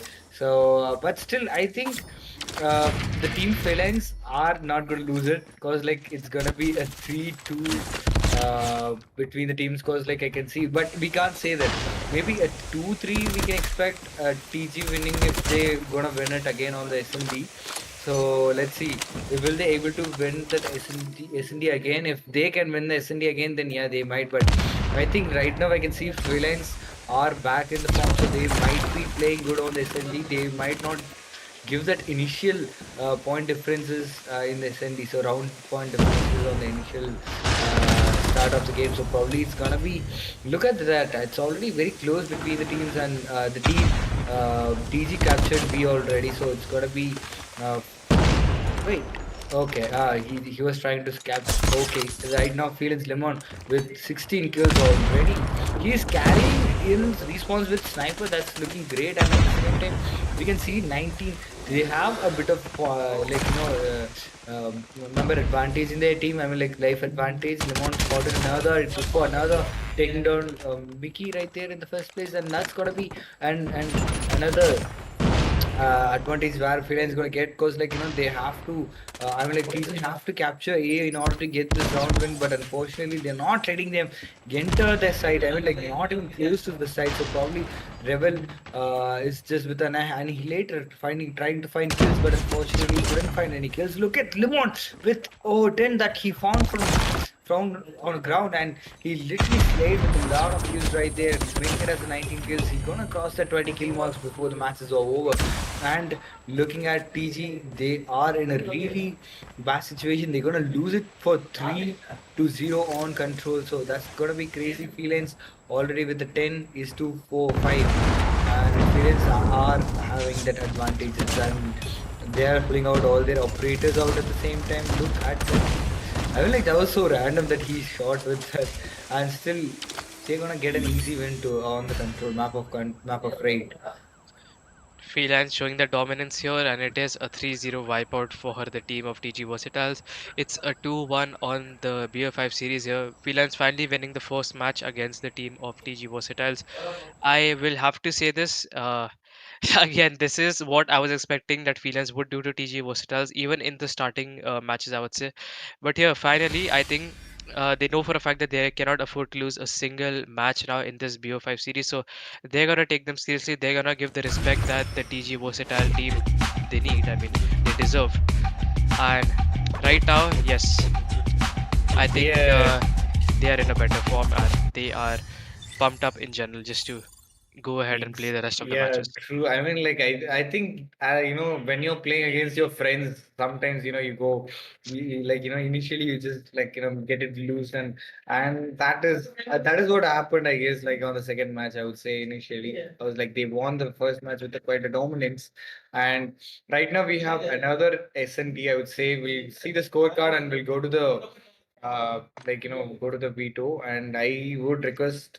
the players not to quit so that like we can read their scorecards. And yeah, we can see um so team Felines with 23 kills, Felines Ages with 23 kills with 11 death. That was quite impressive. Yeah, and Felix Limon with 21 for 12. And then again, Saksham with 19 is to 12 and Felix Cosmos with 14 is to 19. He gave bit of kills, but still, yeah. He gave a lot of assists at the same time. And Felix Rebel with 13 is to 17. And yeah, looking at other team, it was like we couldn't see the scorecards, but yeah. Yes, so we have Mickey being the MVP from the team of TG Versatile with 17 kills, 19 nets. I think most of the players from the team of TG Versatile, they tried their best, but they all went negative as far as I know. Maybe not Potent Mix, we cannot actually see how many kills he got, but more than 20, that's for sure. And I think Z-Fog is around 14 kills or something. But anyways, let's, yep, 20 kills with 16, 20 kills, 16 deaths, and 14 kills and 23 deaths for Z-Fog here. So yeah, we can positively say that Portain Mix was the only player from the team of TG Versatile who went positive and performed at his best, I would say. But here, I guess this is the first first match victory which Felines needed. Now we are gonna be moving to the fourth map here, which is going to be Summit in the game mode is gonna be Hardpoint. Yep, and it seems like the players in there are looking asking for a a charge break, I guess, and maybe we might or might not be, but I'm not sure. Well, let's confirm it and let's get we'll give it. And it seems like we are gonna witness a huge match. Wait, that's gonna be S&D, right? The next match, or is it gonna be on the fifth? It is Summit Hardpoint. SND is Summit last. Hotpoint. Okay, SND is last. So last match is gonna be the deciding match. That is gonna be the most interesting match of the day, I would say. So you have already Because decided Felines is gonna win the next match. yeah, Hotpoint we have seen them winning in the first match and with a quite of dominance. So I'm definitely gonna vote for them in the second next match, which Well, is coming up. let me remind you, Summit was actually picked by TG Versatiles. So this is a different map. We did not see how TG performs in Summit, nor neither Felines. So anything could happen. I'm not selling TG for sure, but I'm not sure if you're going to map 5. Okay, okay, let's see. I'm really excited, but still, I feel like Failings might win on this map, even like if. Uh, okay, yeah, let's see. Now you the thing you I'm like the one you said makes me think. I have to rethink my decisions which I made right now. So yeah, let's see. I Uh, think TG is gonna be smart about what maps they pick, especially when they're going up against a team like Felines. So I think this is a map which they are very confident in, and anything could happen. yep. So yeah, I'll be starting in a few minutes because it's about to be 10 before this BFM series ends. Half an hour left, and we are not even moved up to the second match of today, which is between AXO Ardor and No1ScrimTeam. So it's gonna take forever. This BFF series almost took 2 hours, to be honest, and you Yeah, never it know. seems like the players are charging their phones, so they might need like 5 minutes. So should we go for a break? Like let's maybe like we can go for a break like Can for a we? 5 minutes, and we'll be back soon, guys. So stay tuned. Yeah, and before going break, you wanna say something? Yeah, so if if Felines, yeah, as you were saying, if Felines wins this map, you're gonna be moving to slums, and if slums the match doesn't start on time, and if it goes on for a very long time, you can expect that the this BO5 series is not ending before 10:30. Definitely, bro. That's kind of crazy, bro. I'm really like excited to at the same time. Really, oh my god, what's gonna happen, bro? It's been like too late for the first match. I think it's gonna go for like 2 hours for a match for a single VO5. That's crazy. We started it by 9 and still goes. Sorry, 8 and Yeah. it still goes. Yeah. All right, Yes. we'll go for the break and we'll be back within few minutes. We'll be back sharp 9:35. 4 minutes break. And until then, this is your host Noxtic and A9 along with the desk. Yep.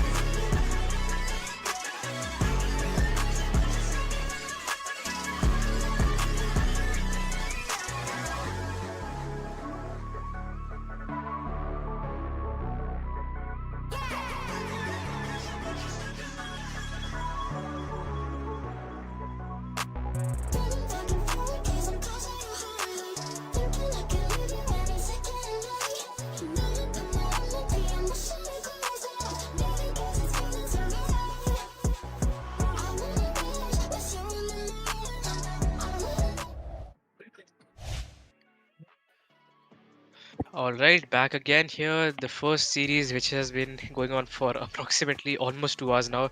We have TG Versatiles versus Felines, and the score is 2-1 currently. We'll be watching our fourth map, which is in Summit, and the gamer is gonna be Hardpoint.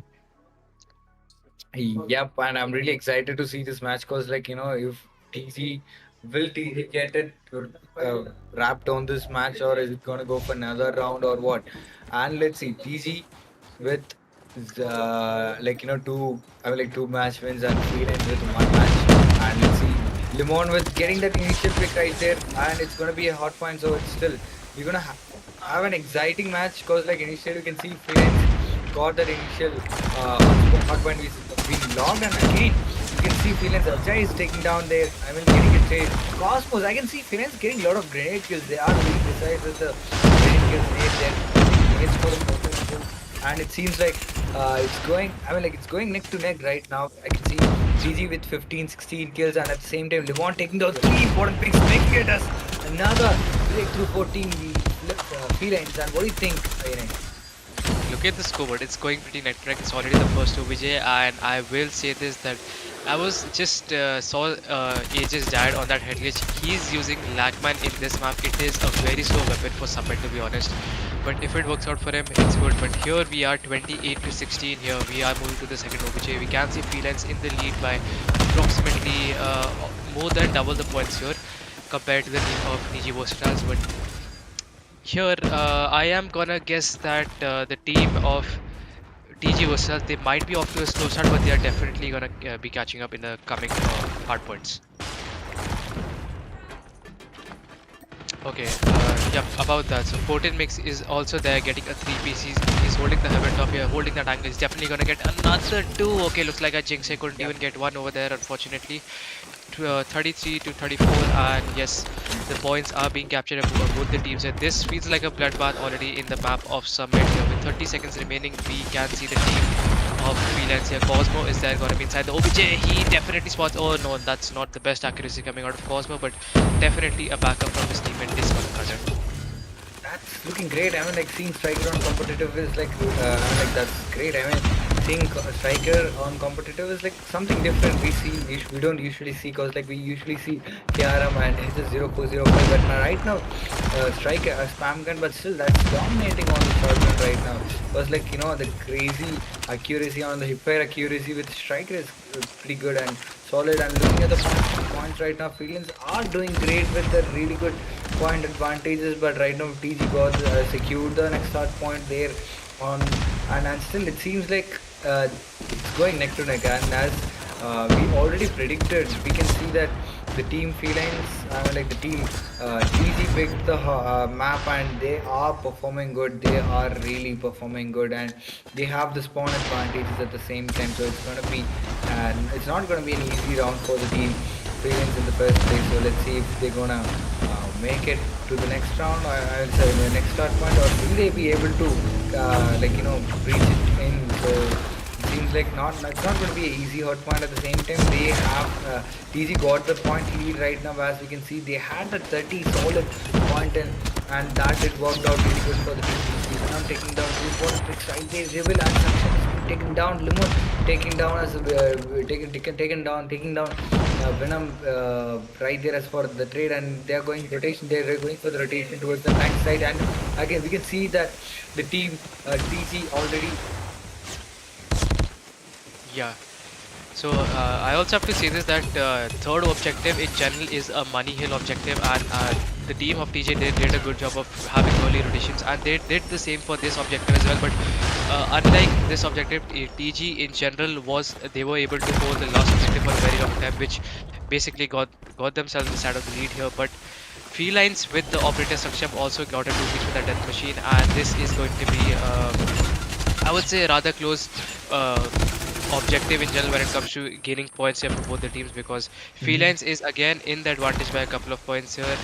But when it comes to holding this objective, it's gonna be very hard, just like the first and the second objective, because you're gonna be shot down from I'd say three sides here, and the spawns. You know for a fact that teams are gonna be struggling for holding the spawns and objective in general.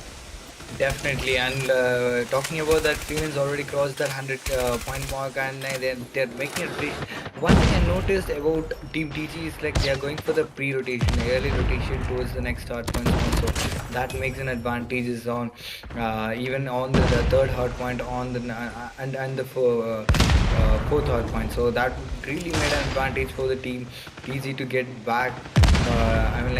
Get that lead against the team Felines, and right now we can see Felines are again back to the domination. They are getting that getting kills, but again they are being wiped out, and Felines succeeded with the shotgun getting good for one, but not couldn't clear the whole side out. And right now we can see Felines again back inside the hard point, but a bit of contest is going on by Zfrag and another player inside, and it seems like a very neck-to-neck fight between the teams. But still, Felines have a bit of advantages when it comes to the centralized hotpoint, which has different spawns. And look at that team members. And the team TG are really quick with the rotations and stuff, so that makes an advantage for them. Contest is going on, and still they're going for the next hard point. The hard point this will be active in few seconds, and they let's see who's gonna get that first initial points of the second hard point. And Venom taking that in another getting out from the L top, so that really working out good for the team TG. But still, I can see the team. Oh, look at the grenade edges taking down the grenade, taking down and clearing the side out, and they have to capture it. And I can see the team. Freelance are doing great when it comes to the clearing out the site, but they have to work on capturing it, because like they are finding it hard sometimes to capture it. And unfortunately, Venom got his death mission out, and but still like he's been picked out. Okay, well, And what happened? must be some technical errors, and we'll be back again within few seconds. So, and yeah, I mean, like looking at the matches, that was really great. Like it is going, it is not a one-sided game of either teams that we saw, but yeah, but still it seems like a technical glitch.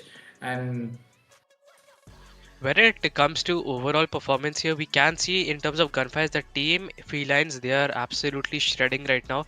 The team of TG Versatiles, but when it comes to having smart plays in general, having early rotations, having a good amount of holding spots, and predicting the next move right for their team in general, I think TG is really great at doing those, because look at the scoreboard, it's 134 to 150, and this is, I would say, it's pretty neck to neck even right now. And we have spawn control and objective control at the moment for the team of Felines here, but a good nade coming in from Venom is clearing out. When Potent also gets a two piece here, and the team of TG Versatile, they are back in control of the objective. What was Mings doing over there? He did not spot the players to his left and basically lost his operator, which gave him no value or to his team. oh yeah, and at the same time, like we saw Cosmos was offline for a while, and then he just got back to the game. And again, TG will be back to the lead with another 3-4 points, and against the team Felines. And at the same time, we can see that the team TG are really perfect with taking the next. Spawn. So that Yes, I is one advantage that they are getting right now. We can see, TG is struggling to get the spawn, as we see Felines already got the spawns for the next start point. That is gonna be an advantage for Felines to make a major point differences between the team TG and Felines. As we can see, they are reaching that 180 the 170 point mark and probably they can go. They might reach around like 190 to 200 if they keep on capturing it, but unfortunately they have been picked out. They've been cleared from the hot point, and they got the spawn respawn. I mean, like resetted, I guess, like, and they don't have the spawns anymore. And still, they are getting spawned close to the next start point, but unfortunately, they couldn't get the kills. I mean, like, they couldn't get, hard hit. And Venom is good for two. They taking down 2.6 right there. And the Minx are trying to clear. Oh, it's a very bad timing for Saksham Oh. right there. He literally just like he was not looking at there and just got him traded right there just like that. And Minx playing really great with 16 kills right there. And still, it seems like Felines are the one with the lead, 20-point lead. Oh, Oh, crazy nice. moment. Yep, yep. Yeah. Yeah, I was just about to say while you were actually commentating on that, in the fourth OVJ we did see the team of Felines actually having early rotations, but two of the players from TG were AFK because I think they had a net issue or something. So three players were fighting from the team of TG on the fourth OVJ, and they Felines was only managed to get a 10-point lead. That's all in all of that time. That is Just crazy. I thought like only one was AFK and we had two AFKs. It was like so huge. yeah, so even right now you can see the team of TG, they are what, just 10, 11, maybe 13, 14 points behind right now from the team of Felines. And we are moving to the second OBJ for the third time in this map. We are already done with 2 rounds of hard points here with Look at Rebel. Absolutely huge over there. He did get another piece, which was very much required. Venom winning a crucial gunfight over there. 216 to 191. Is this gonna be the end of the team Felines in this map, or will we get to see a map back? That is the question. Yeah, definitely. At the same time, looking at the point score, TG is not going to let this round slip because like they are really close to feelings. They still have a chance to get this match in their favor. But still, I mean, like if they're going to get the next start, but I mean, they are brilliant. I would say, as we expected. Oh, Ooh, crazy two important picks right there, taking down two. But still, feelings managed to get get the hot point contested and they are capturing the hot point. Look at that, and again there goes another contest between the between teams, and still they are going for next. They have to go for next rotation. I guess they have to go for the next rotation. Probably that will make an advantage, but still they are really close. The scrap points will matter in this match because it's a very close match between both the teams. So look at that. The last, I mean, like the second hard point was mostly the contest between both teams. Either team got the points. Like neither team got the points. So yeah. Again, yeah, I can see that the team this time team Felines got that brilliance that they got the hot point right there. And look at that Saksham with two important kills, getting it on their favor. That is gonna be another match in the favor of the team Felines right there with 14 1 points difference between Felines. And the one thing surprises me most like they literally managed not letting TG capture even while they were just like three players playing on the team. That was the craziest place. I'm really surprised to see this also. this was the score I was expecting to see that TG might get against Felines in the map of takeoff, but I think it was their first game, so they were not playing at their best. But here, I will have to also say this: there were two specific times where I saw that SMGs were actually dominating against operators. So apparently, VMP was beating a guy who had a death machine in his hands, and the other time I saw a guy winning a gunfight against Equalizer when he had a switchblade in his hand. The SMGs are so freaking broken. It is not even funny. And definitely, like the one thing which makes me cry is even like some even if I prefer against say VMP, if VMP prefers to me in a mid range, not even for the close range, okay, and I still die against VMP, bro. That's the craziest part. That's the one makes me cry. I don't even have any advantages while I'm using operators, bro. Yeah, yeah. Looking at the scores, it's pretty great with the felines. Look at that. He really close to 60 kills. Felines Limon. I think Limon, bro. Who are you, bro? What are you doing, Limon bro? Look, is he wants to. 1.4. Yep. I think his aim is to be in Godlike, the best team of India. I think that's what he's aiming for. With 58 kills, 20. There's the only one. Yep, the only one who reached 50 plus kills in this match here. And in general, he has been dominating in the previous matches too. Bro, what surprises me is he played the objective at the same time. He have 1.38. He literally have 98 seconds inside the hard point. Imagine having the second highest time of OBJ in his team while having the least amount of deaths with the most amount of kills and still being the Yeah, MVP. that's what like makes me surprised. What the hell is this, bro? I mean, talking about ZFAC, he had 2 minutes 35 seconds. He literally dedicated himself, like to play inside. Damn, bro, look at that, 2 minutes 35 seconds, bro. On objective, that's crazy objective from the team TG. I think he really contributed the most for yeah, Yep. TG, I would say. And when it comes to feelings, and yeah, here we go with the next match, Search and Destroy Slums. And we have feelings on the right again, and TG on the left. So 2-2. It's gonna be crazy. And we have very interesting match which is coming up. Cause it is gonna be the deciding match whether Phelan's gonna be playing on the loser bracket or TG will be playing on the loser's bracket.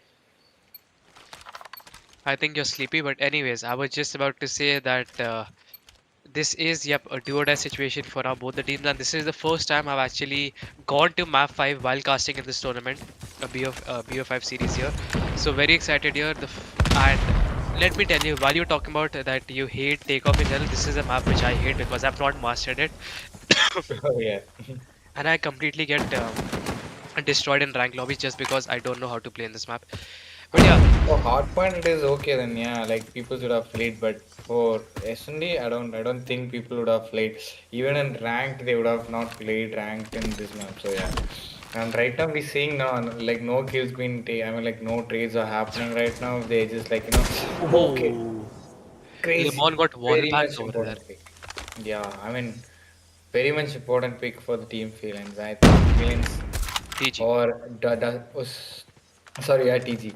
So Felines are off with one important player in the team. I think Lemon would have done a huge contribution and I mean like in the initial stages, but unfortunately there peak game spam is happening right now. Felines Cosmos with his PKM. I love PKM and I love the skin in personal. Oh, And he is doing the. I mean, like he is spamming at the same time. Who, I mean, like they cross spam and let's see who dies first. I don't think either of them dies. both have a PKM. I mean, this is very smart for both Oh, the teams looking to at actually have a PKM in their team right now, just because they could wall back this and get as much information as possible. But here it gets very risky. But Cosmo is all by himself with a 1v4 situation here. He is gonna be forced to fall back here. He rotated all the way back to the B side, I would say, and he has not spotted a single guy. He gets, yes, he takes down Venom over there. It's a 1v3 situation, but and got yes, no time. yep, he has absolutely no time. Found a player, he's gonna start shooting at him, but a cover from Mickey, and this is a first round victory for the team of TG Versatile here against the team of Felines in this final match of the BO5 series. Exactly, and TG, as we expected, TG are doing really great with this indie map, and I think it is we have to see because like TG was doing great on the attack on the last match, and right now they're doing great with the defense part two. There, I mean like the map, this map is more like a defense map, so can't help it. But you will have a bit of advantage on A for attack, but not a complete advantage, I would say, cause like you still have an open. Plays on A so compared to B. So yeah, let's see how it goes. I can see a sneaky angle. He's been Mings has been peeking right now, but still he is not good for any picks. And Wings he's been taken down. Cosmos taken down. Okay, now this down is gonna be in the favor of Feelings. I think it's gonna be a neck to neck match where we can expect another. Okay, here we go. Z-Pack Anything is good could for happen, one. to be honest, because it is now a 2v4 situation and Zfog is still trying to take the gunfight, which is not a good idea, especially when he is on a head glitch. I don't know what he's thinking, but this is going to be a first round victory for the team of Freelance on the attacking side. If you've been noticing, I think the team of Freelance, they're going for early picks. They are very much holding. They're just trying to get the early picks and then they are deciding to actually make a push to a singular bomb side. Whereas TG in general, they have no idea where the Freelance are going to be pushing. I think they have an idea that they're also playing for picks, but if you see that the team of TG Versatile, they are making the first approach in general. They are always picking first. They don't have that level of patience where freelance is like what freelance have basically. Yep, exactly, and indeed with that.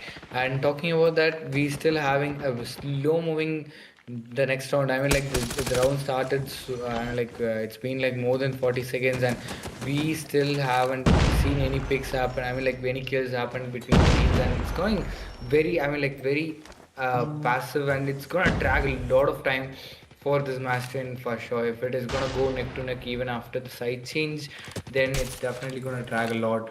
And as you know, taking 2 minutes for each round is gonna Ah, be huge. And look at that Saksham taking down potent mix right there. Two important picks from the team and making it as a 2v4 situation for the team TG.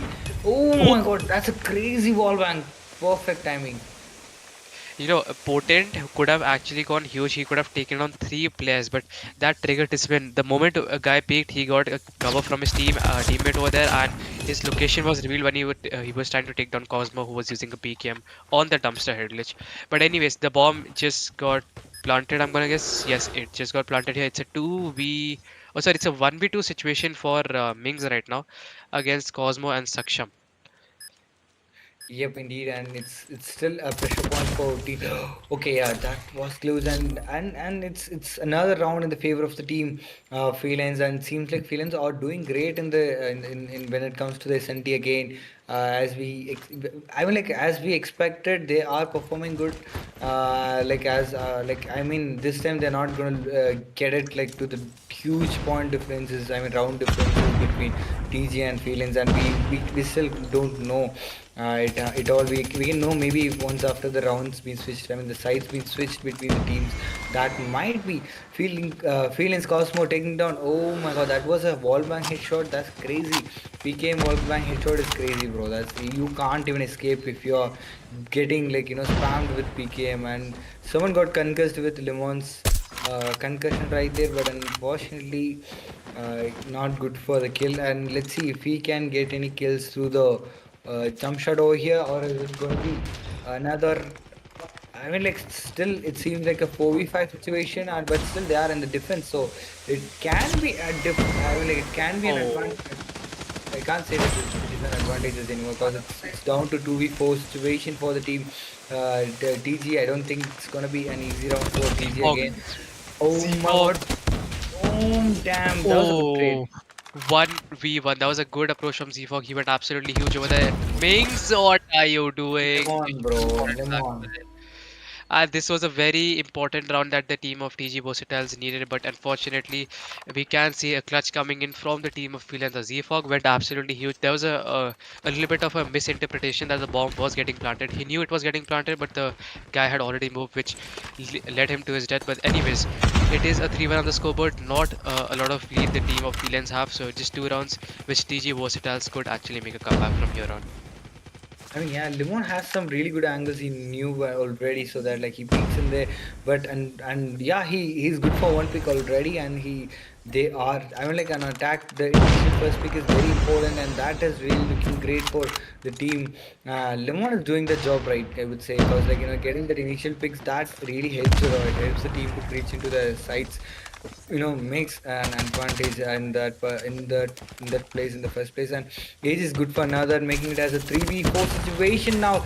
Potent makes taking down Ages and Limon, and Rebel getting Oh, the trade right there. Oh my god, that was a really quick execution from by both the teams. And another round, it seems like a domination from Felines. Imagine Felines are dominating this match, and they are giving a comeback. I mean, if TG gives in comeback once after the rounds, it's just like Felines gave. That would be the huge.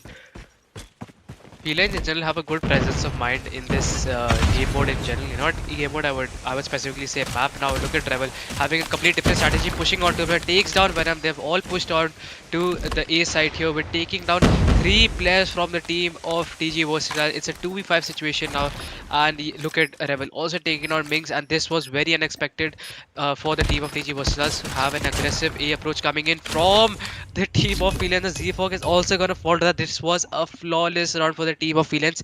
They ended it in less than 30 seconds. This, I mean, like, what, like, I would have, if I was IGL, I would have said this for the last round. The last round strategy was fuck the strategies, bro. Let's go play TDM on this round. And they just went for a TDM match and they just hunted down the players last round. And yeah, that's it. round just done, just got done within few seconds of the start. So yeah, and it seems like a pretty good. Uh, yeah, it's pretty good start. I mean, like pretty good stable matches happening, and seems like Felines going showing a bit of dominance. Imagine he, I mean, like if he had, we can see a bit of. Oh wait, oh that's a trophy system. Never Yeah, you mind. could have shot that he And might have would have gotten a kill through the wall. yeah, But yes, Ash. Limon the timing again throws a nade. I don't think yes, the nade. Okay, that nade spot was on, but I just looked at the minimap. It was on point, but no one was actually holding the stairs. I think at that moment.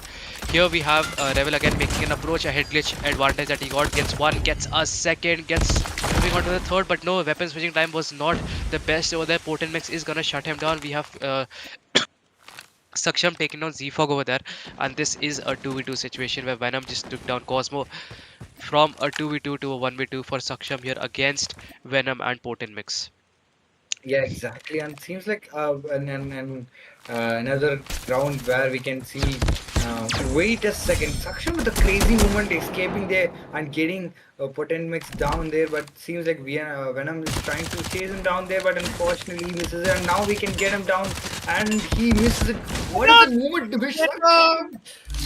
Oh my God, crazy! I couldn't even Yes, talk right now. That was a crazy clutch. Oh, that what is that movement, bro? That was a crazy Saksham dodge, played it very smart. And Venom, man. that was a huge blunder on his side. He was actually expecting Saksham to peek on like on one side, but he was peeking though, but the angle wasn't the best. Look at Limon through the wall over there. Oh God, nice shot from him. But I am just so disappointed after watching that one clip, which Limon again holding on the angles. You have to think about it, right?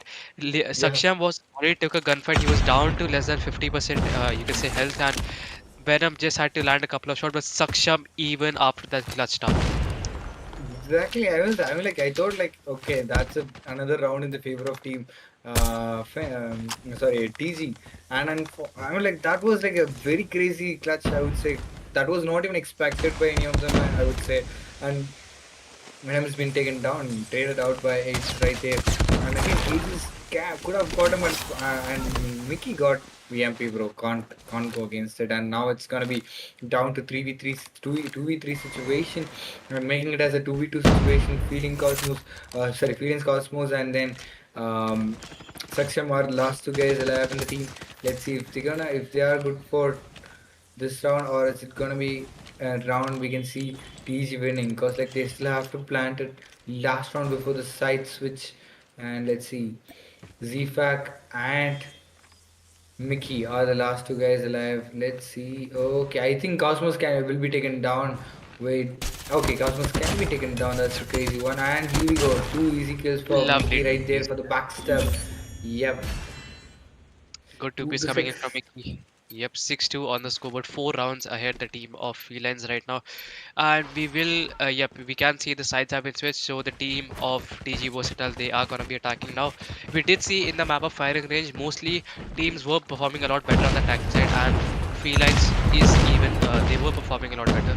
But now we are on the holding side. Let's see if it makes a change in the gameplay of TG Versatile's, uh, you can say, approach in general. But now with the early picks coming in the favor of the team Felines here, this is just unfortunate for the team of TG Versatiles, as it is just Zfog and Mings left. Mings does find Limon here, the main sniper from the team of Felines. Now it's a 2v3 situation where the bomb is luckily with Wings, so he can go for a, you can say, a rotation and maybe get the bomb planted. Yep, exactly, and it's a 2v3 situation for the team TG. Will they able to take it? Because like they still have to plant it at the same time. It's a disadvantage for the team TG in the first place, but still, let's see if they can plant it, or is it going to be another round in the favor of the team Freelance? Because like they have member advantage on the defense, so they it can be in the favor. But look at Saksham with the crazy, bro. The angles these guys Angle. pick is crazy. Yeah, that's actually crazy. And still, I think spectate the last guy. Always go with the last guy, bro. The producer, and that is gonna be another round in the favor of team Phelan's, and that is gonna be.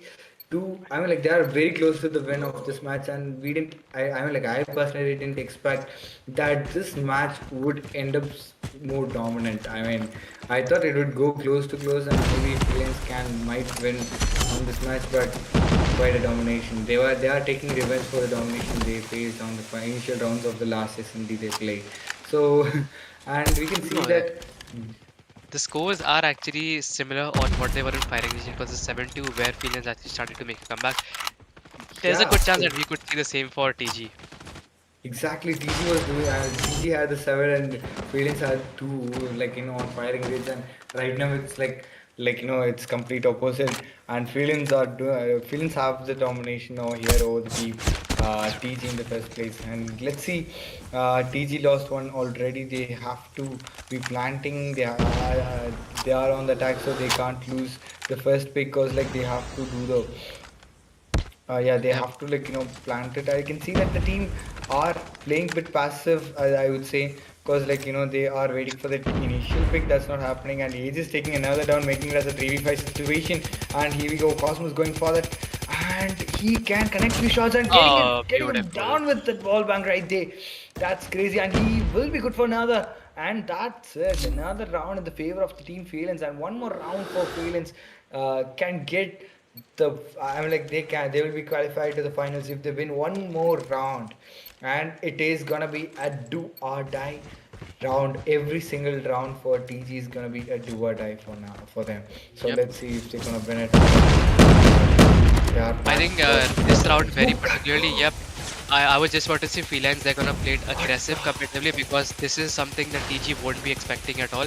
And I think yes, Cosmo is a pretty good idea. One of the players is right here. Rebel takes down Venom, and there it is. The Huh? team of Felines here make it to the finals, whereas TG they are gonna be moving to the lower bracket. Who's gonna be facing against the winner of the team, sorry, between EXO Ardor and No1ScrimTeam. But yes, let's talk about the final match in general in this BO5 series, which was SND between these two. And I would say that Felines, yes, they showed their dominance pretty in an aggressive way, I would say. Yeah, oh, definitely. That's crazy. That's the craziest. I mean, comeback ever I seen. Feelings like won the first match, but they lost it because like they used a banned items that's been used, and somehow they gave a comeback after losing against TGO on the second match on firing range in the mode of SND, and still that was a pretty good comeback we just saw. And let's see, they'll be playing on. I mean, like now TG goes to the loser bracket. That is going to be sad. But yeah, I think looking at the scores, they are already quit and feeling Saksam, and then wait, Saksam and I think who's the one who sniped really well? Limon. Limon. I mean, like Limon left already before the scores being shown, and he played so good at the same time. I loved his snipe. The angles he picked was the craziest, bro. I would I say. think Limon I could not believe. take it. He was bottom fragging this game. It was Oh not wait, he. acceptable, so he left. Yeah, but I think he had those crazy kills. I mean, like that was like pretty good to see on live. The angles he picked, and it is a very unpopular map at the same time. So, and having that angle peak, I mean, like the angles he peaked to show. I mean, like on the map like this is crazy. Having angles on a very unpopular map is crazy. Yeah, that is what I meant. Yeah, but let's talk about the two teams and approximately six players who could see on the scoreboard here. We Saksham being the MVP with 12 kills and 3 deaths. Rebel in second with 11 kills, 7 deaths. Aegis in third with 10 kills, 6 deaths. And Cosmo in third with 11 kills, 4 deaths. Whereas Mickey being the MVP from the team of TG Versatiles, 8 kills, 9 deaths. And Z-Fog in second with 4 kills and 9 deaths. So yeah, finally, after approximately more than 2 hours of watching this BO5 series between these two impressive teams here, I think we came to the conclusion that Felines is gonna make it to the finals here, defeating TG Versatiles, which again has a chance of fighting against the team of Felines, who could potentially make it to the finals again. What do you think? Yes, definitely. I would say that, and will be. I think like it's time to break it like couple minutes, and I will take a break. And still, A9 will be casting along with Sanjay for the match two, and I'll be back on the third match along with Sanjay. So, I guess yeah, Ah, A9's gonna enjoy it. I would say. I think it's my time to go where you and Sanjay can cast now Oh because my God. I'm pretty sure Sanjay is free All right for two then. hours. Yeah. No, I Okay. mean, I'm asking genuinely. You guys are gonna cast, right? Yep. Yeah, first let's go for the break and we'll be back again like within 5 minutes of the break, guys. So until then, this is your host Noxtick and A9. Yep.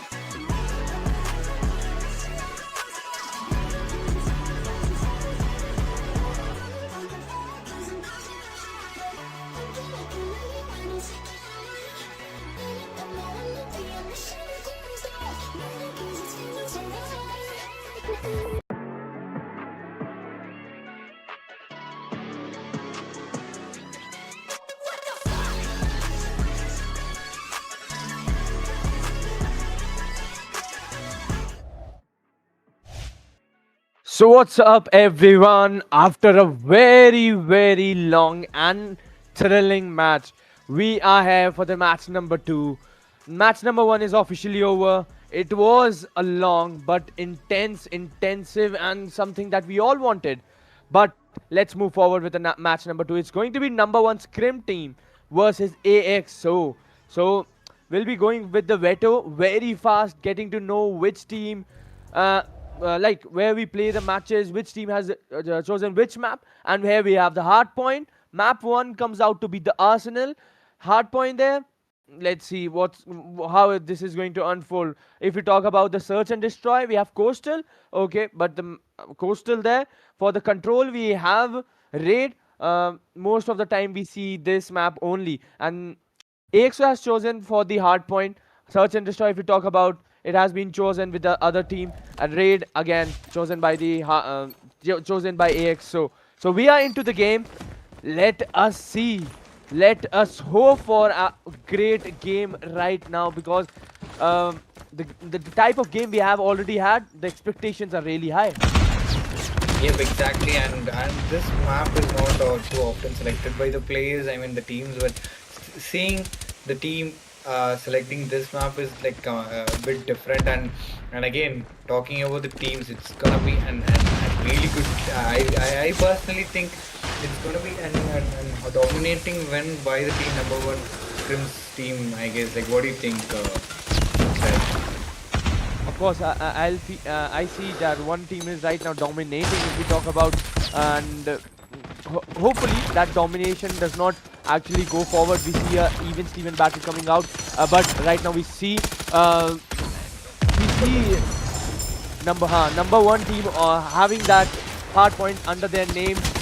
They move for 40 right now, and not a single contest, like not a proper contest coming in from Team A. So that's not something that we actually want to see. But yes, a very good start. But the first contest comes in. The scrap points, no, they'll not be gone with the AXO. The next hard point, we see again that team number one is already there, and they are blocking the rotations, uh, of AXO over there, and back-to-back gun finishes, good gun power display over there. 50 mark already crossed for team number one, and here we see Vortex, Gravity Vortex, one of my favorite operators, and this is actually a very good operator if you talk about something in hard point, and a very good positioning in terms of number one Scrim team here.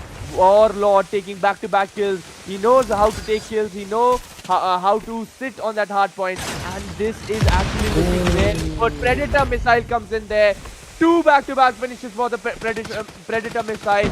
Warlord is just really playing well. On the other hand, if we see not a single hard point still with Team A. Yes, exactly. That is what I came to say. I'm seeing number one Muslims team having 88 points, crossing the 90 point marks, and seems like they're gonna finish this match, not letting them even cross 50 points mark. So I guess look at that. They are completely on the domination. I think someone must be going for new streak award. Looking at the team, looking at the number one Scrims team, they are literally on. They none of the teams. I mean, from the left. Or crossing that AXO, having crossed the 10 kill mark, they're already on the streak. I can see number one Scrim team or literally on the, they are literally staying top right now. Looking at the scores, they've crossed that 100 point mark, and AXO with 10 points as of now. That again another Predator missile price third, and I look at the points. I will like three from the number one Scrim team have crossed the 10, and one of them have crossed the 20 kill mark already, and making it as a flawless match. They are heading it towards, and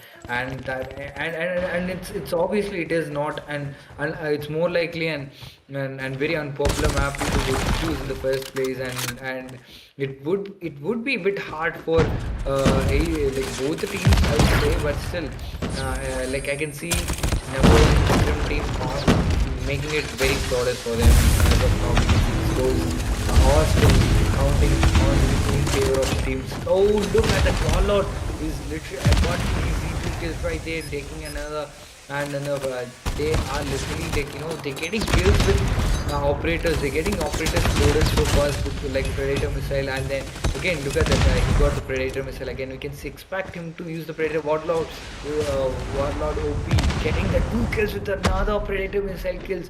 Crazy kills happening with the score streaks right there. They're gonna cross the 200 kill point mark. As we can see, they will be crossing it before AXO could capture this point. They're going for the grab, as you can see.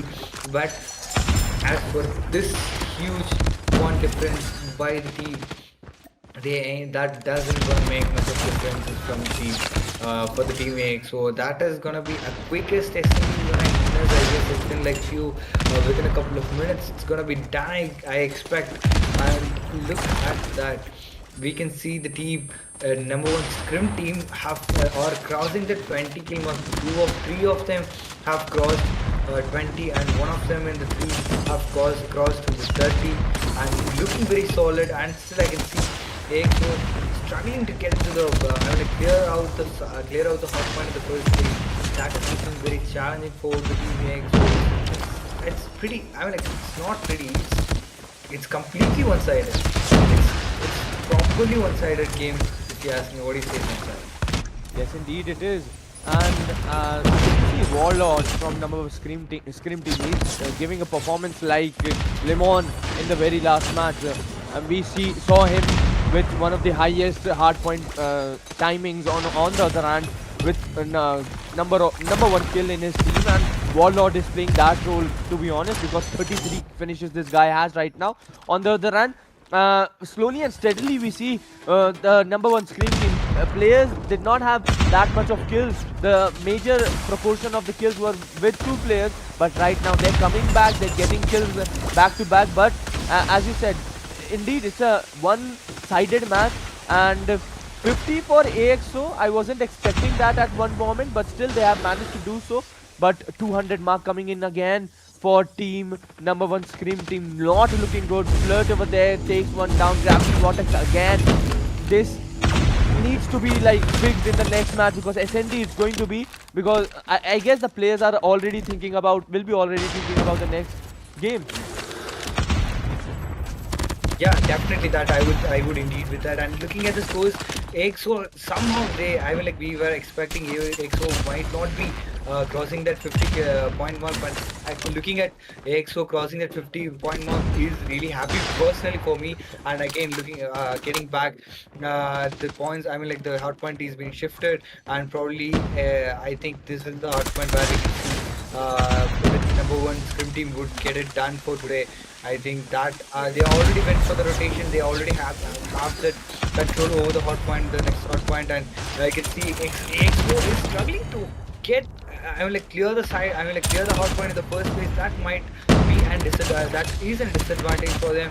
Claw is out, but Sora is 2 for 3. But still, he's struggling to get it cleared. But and finally they're getting it cleared. But now again, look at that. They are not going to let go of the hot point. And again, at first, number one scrim team are already with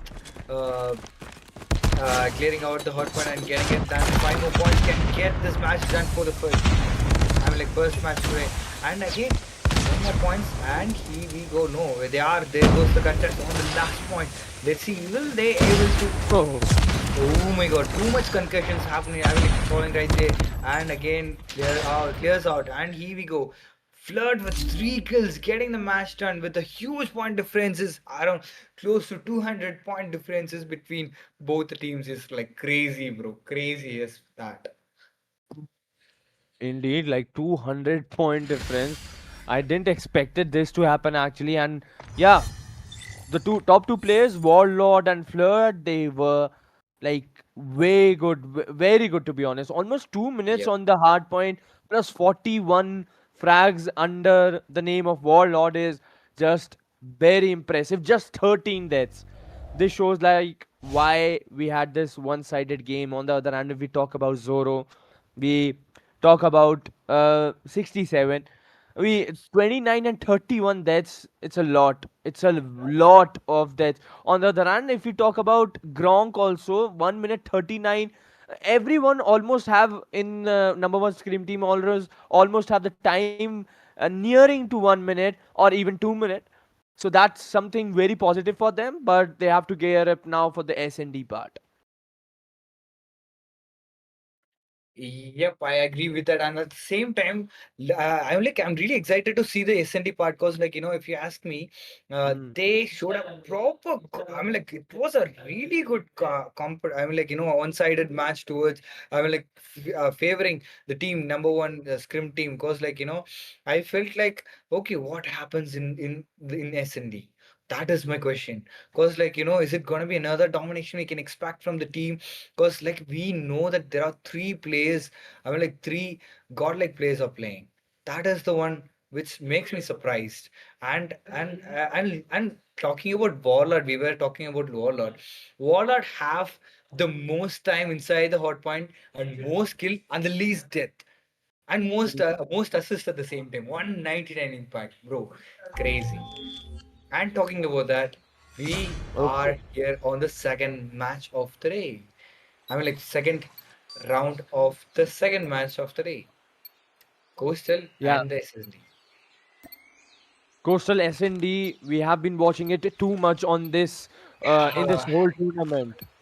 Yep. And let's see how we are like what type of match it's going to be intense or just one-sided at the as the hard point happened. We see Easy right now going forward with the hard.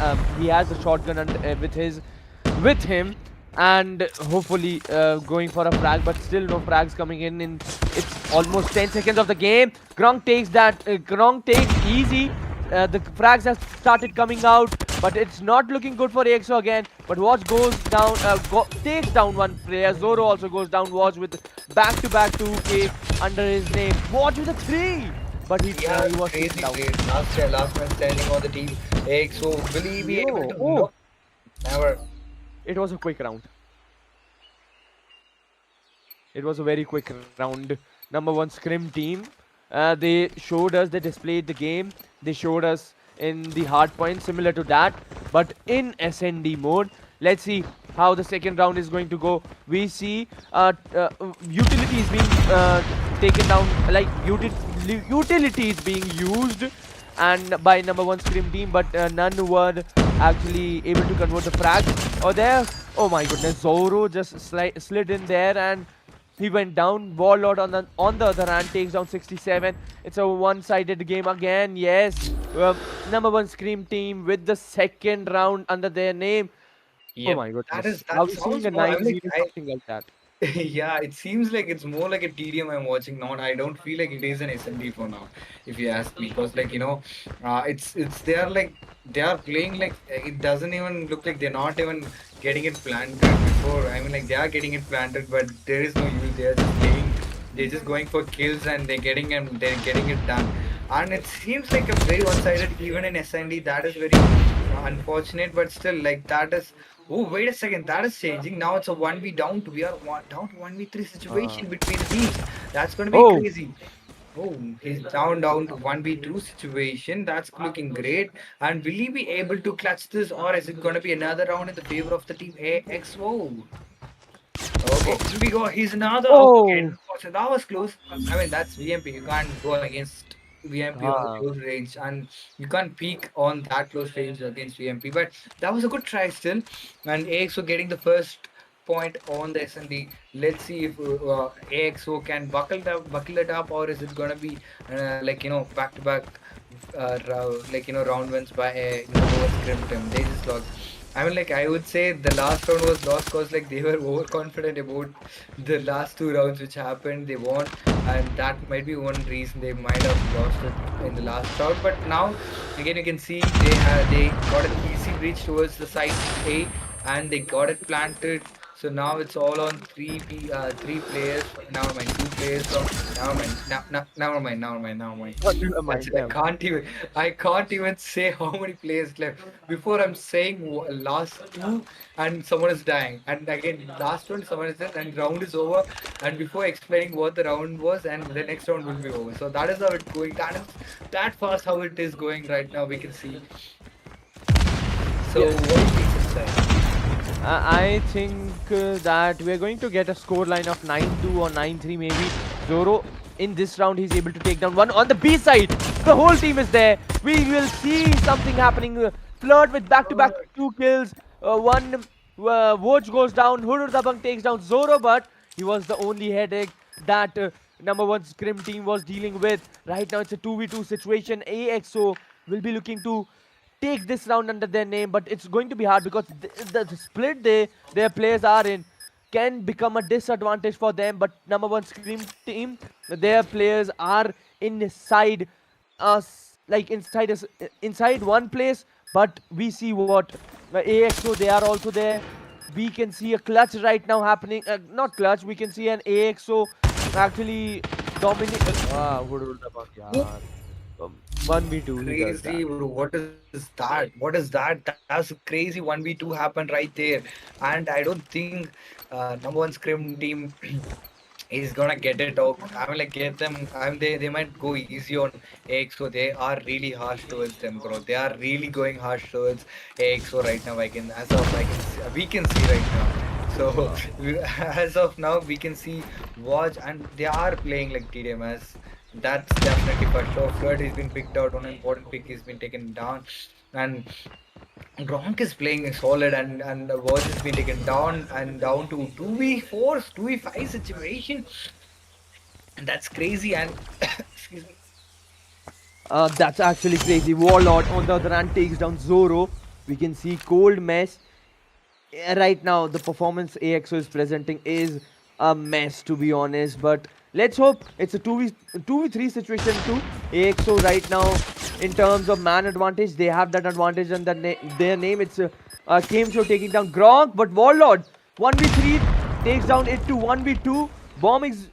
Oh, this round, bomb has been defused. This round goes in the name of Team AXO. I think Warlord didn't actually anticipate it or like saw that coming, that they're going to defuse the bomb.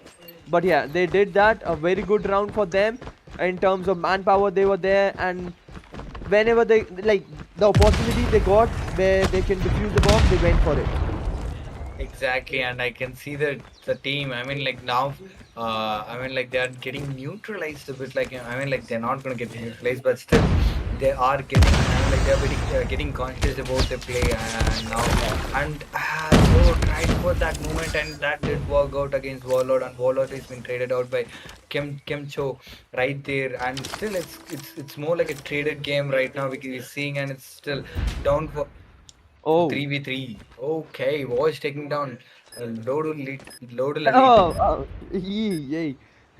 Watch taking down 67. That would be something. We should be saying that. 2-3 situation. AXO versus team number one Scrim team. Easy. We can see him cooking a nade over there. Will that actually get him a kill? No. He takes down Hurur Dabang. No, Hurur Dabang actually takes down easy, but he was taken down in after that 1v2 situation. This can be something that AXO were looking, but no. Watch comes from behind, takes down Kamcho. 5th round for team number one Scrim team. It was looking that a clutch moment, something like that is going to come, but it was denied by Watch over there. So it's 2-5.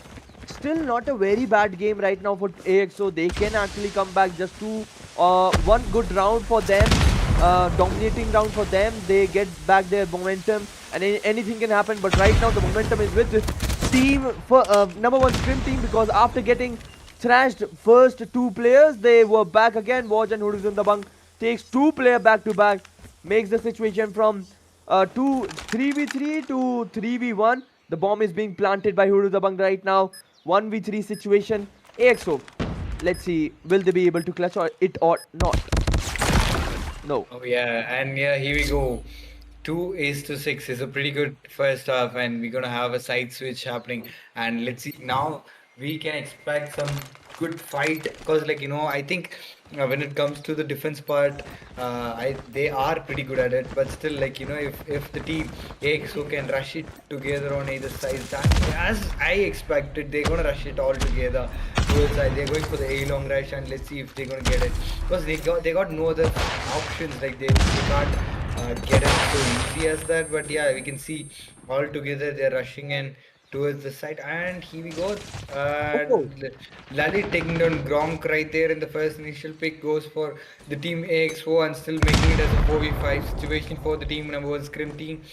And let's see if they can neutralize the site, or is it gonna be, oh, Ladith good for another. Ladith is being traded out by Flirt right there in the first place. I mean, still it's looking good for the team AXO right there. Flirt taking on Zoro, making it as a 1v3 situation. Let's see if Flirt can clutch this round. Or wait a oh, second, what was that? What oh, was that? What was that, oh, my brother? What oh my was goodness. that? Oh 1v3, and what a clutch by Flirt. Not by SNGs or AMGs. We are witnessing it through Sniper, and he was just amazing. Flirt takes that round for team number 1 ScrimTeam, and he was just amazing. Bro, I'm literally stunned. I couldn't talk right now with that clutch, bro. Whoa. Crazy snipes by Flirt. I was not even expecting. I thought like he would have got those two, but like third kill, I thought he would have died there in the first.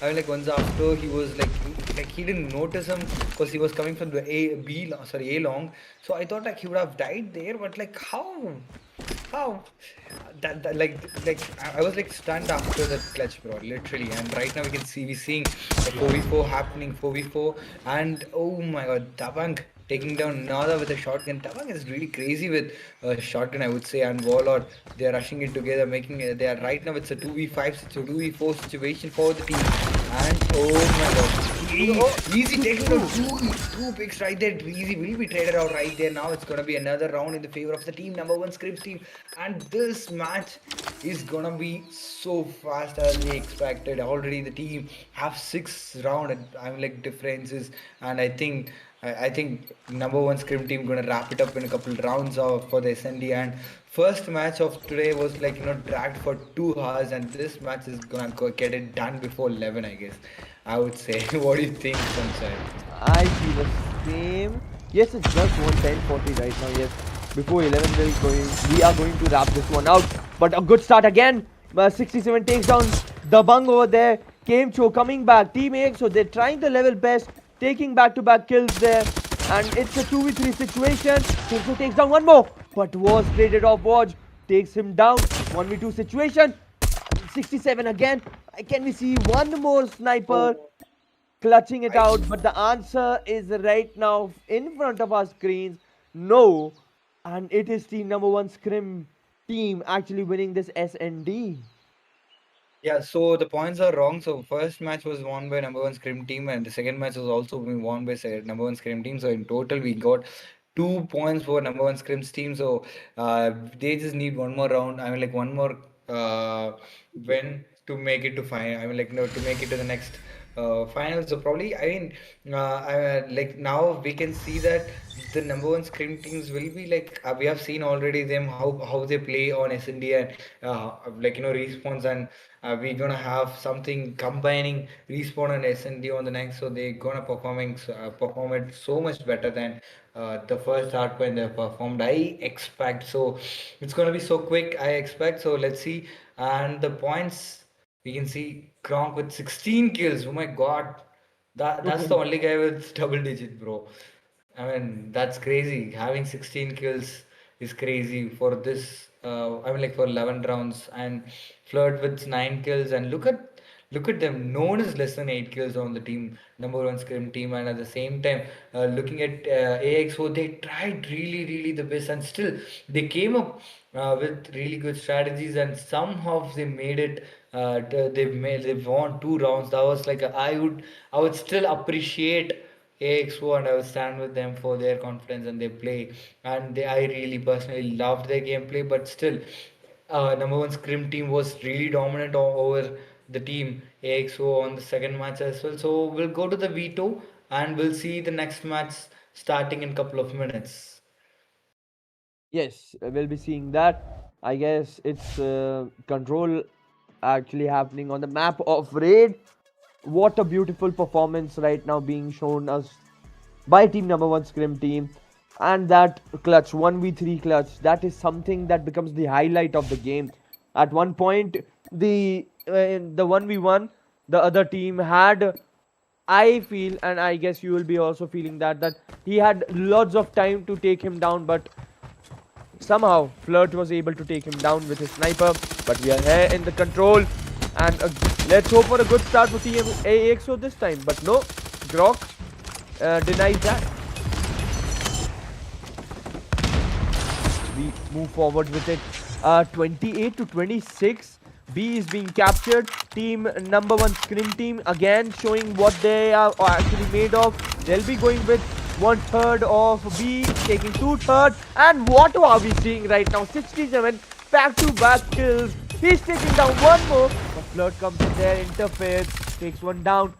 B is almost captured. The objective is almost for team number one Scrim team right now. We can see a very good start from them. Not a single like player not playing bad. They are all playing really well. Flirt takes down one, Watch takes down one. Equal contribution being given. B is already captured. Why? Oh my goodness. The way they're playing, A is on 1/3 captured. A very good lead in terms of the respawn thing. This is their match. They shouldn't be doing anything bad from here because it's looking almost that they're going to capture it. But what we see, AXO, they are taking the advantage because they saw that A is the only objective left. Let's go in there. Let's defend it. They have defended it and they have brought the whole respawn points to a difference of 2. But no, Watch and Laundiyabazz makes that difference, widens it to 5. Now it's a 1v5 in terms of like 12 to 17 if we go proportionally, and we see a 1v5 happening. But 11 to 16, Watch again, he is Laundiyabazz, he is just amazing to be honest with his shotgun in the last round 2, in the last match 2 we saw that. But 2 sliding in, was taken down, Laundiyabazz was taken down. Flirt, oh my goodness, on throughout this fight I was not actually concentrating on the A side. It is actually 2/3 taken by team number one Scrim team. That's actually very good. Easy, and Zoro takes down 1-1 player. 6 to 11 still possible for AXO if each player takes down 2. But I think that's not happening because team number one Scrim team was able to take that both objectives under their name with them. That is something that I don't see very much in Control. I see one objective being captured, then respawn points fight. But no, this time we see what? Both objectives being captured. This is something you show that you have a good amount of good talent in your team. And 67 takes down one, 67 goes for another 67 with triple. He is right now firing. No, he's slaying right now. 28 to 25. We see Warlord on the window, will be taken down. B side, they are covering it. AXO, they are defending it well, they are attacking it well, they are ready to conquer it. And I guess team number one Scrim right now shouldn't be actually be worried about that. They should be positioning themselves in a way that they're able to get some kills from here. And yes, I guess they have done that, but still, the way AXO has been able to take it, it's actually appreciable because 23 to 18, they haven't lost on the respawn points. They have that advantage. They're going for the A2. Oh my goodness, this is not looking good for number one Scrim team right now. Exactly, and looking at Watch is like that's my personal favorite PMP with like Legendary. I would have to mention it, but yeah, getting back to the match, I mean like AXO had a huge kill differences between the team, for number one Scrim team and AXO, and then again, I mean like on the second round, the team number one Scrim team buckled up and got it equalized, and now they have the lead and they got it. Like now it's all like number one Scrim team having the kill feed done, and now it's looking really bad for the team AXO. They have to do something or else it's a do or die match, and they have to do something. They can't lose it like that. And we can see it's down to 6v12. I mean like 6-12 the kill count, and Fleur taking down Zoro, making it as a 5v12 situation for the team AXO. That is not really in the advantage of the team AXO. Let's see, an Annihilator pops out and they are really, I mean like they are losing it already, and it seems like Lalit is trying to take that like do some I mean like take some kills using the annihilator, but the annihilator is not annihilating right now, losing I mean like Lalit is also being taken down. Wallot is really good for 2 kills right there, making it as a 1v7 situation for the team AXO. Oh my god, I feel really sorry for Kemcho right there. And 2 rounds in the favor of the team, number one Scream team. And as we expected, not even 11, it's gonna be wrapped up before 10:50, I guess. And we have AXO versus number one Scream team last round, the deciding round for the, I mean, like not the deciding round, but like a do or die round for the team AXO right here as we see. And we can see the team popping out with the death mission right there. Death mission is not working out. No much of kills. Fleur taking down Lalit with Predator missile and death mission. Here we go. Dabang is been taken down. Only one kill with death mission is really like it's not something productive for the team, but still it's better than nothing. And and looking at the scores, you can see that the team number one Scream team already have 24, and they have captured the 2 portions of the B, and that is an advantage. Look at the Zoro taking down 2 kills, 3 kills. He's good for 3 with the claw, and Chad is looking at like he's on a rampage. He's cranked right now with that claw, but now again he still moves with that like switchblade and making it as a 4 kill streak, and that's looking crazy that he is good for that, going for the spawn trap. That is really working out good for the Zoro right here. But yeah, he is already a streak, got 5 kills already on the spawn trap.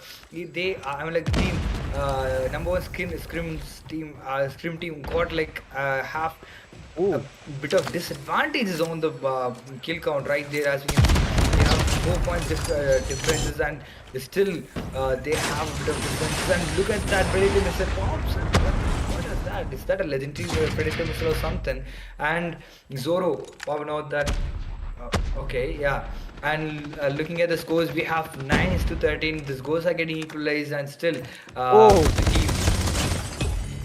Yep, Warlord with that Warlord. equalizer. Oh my god, getting 2 kills right there. Now scores are really close between both teams. And what do you think, Sunshine? Warlord with the equalizer. Important one. 8 to 6. 5 to 7. This can be a game of team number one Scrim team if they are able to manage it. 5 to 7. Knox, it's really close.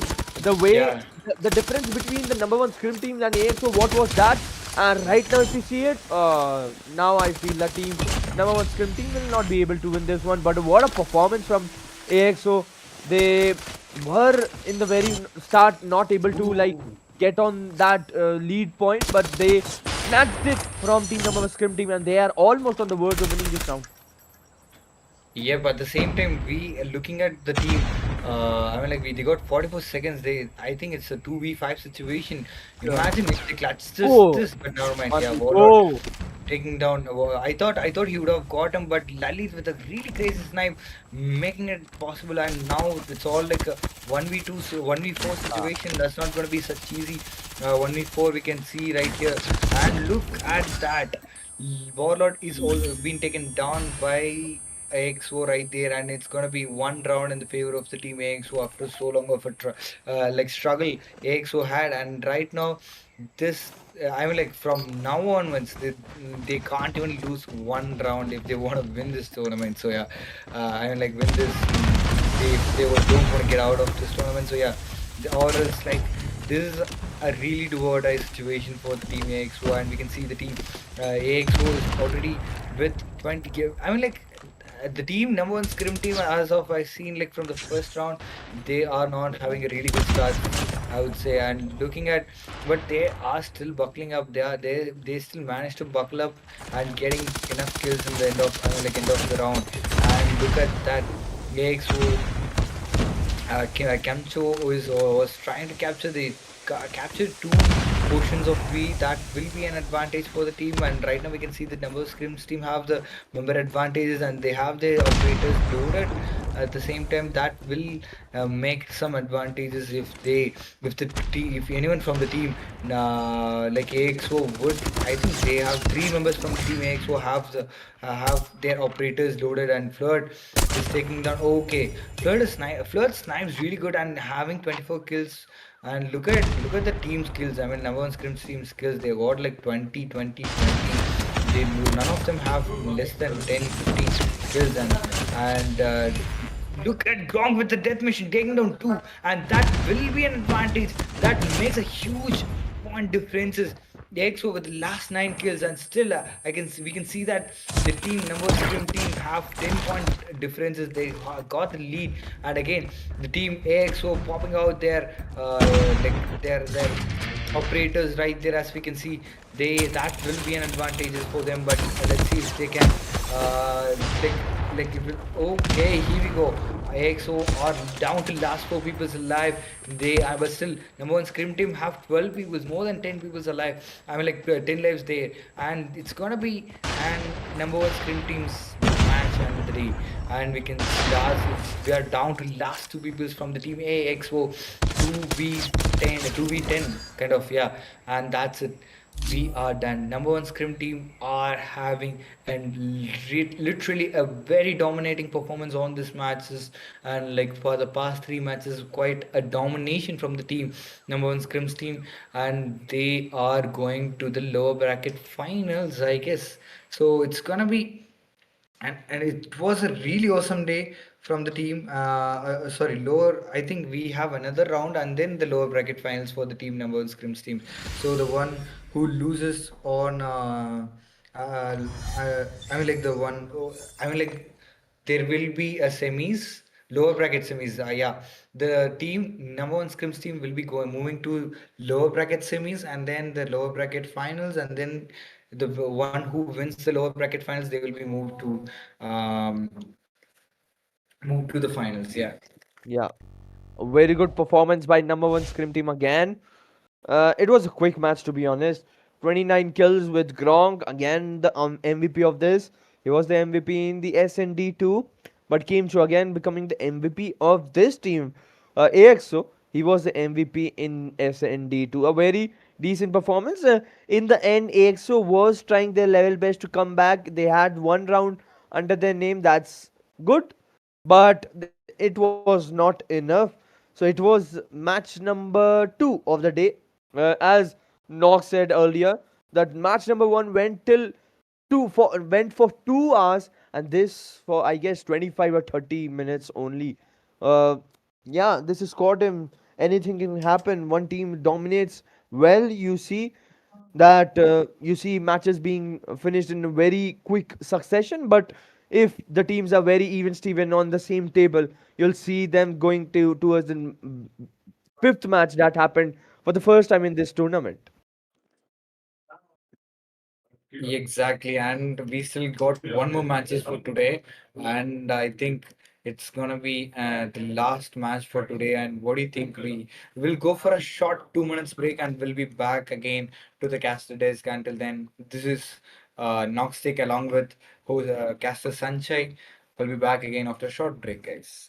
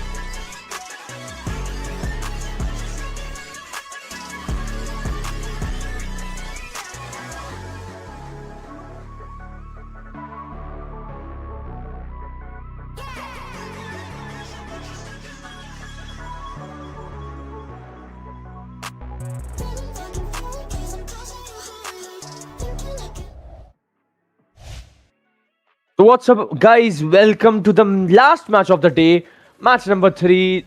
The last match was a real quick one, just 20-25 minutes, and the 3 rounds or 3 matches were finished.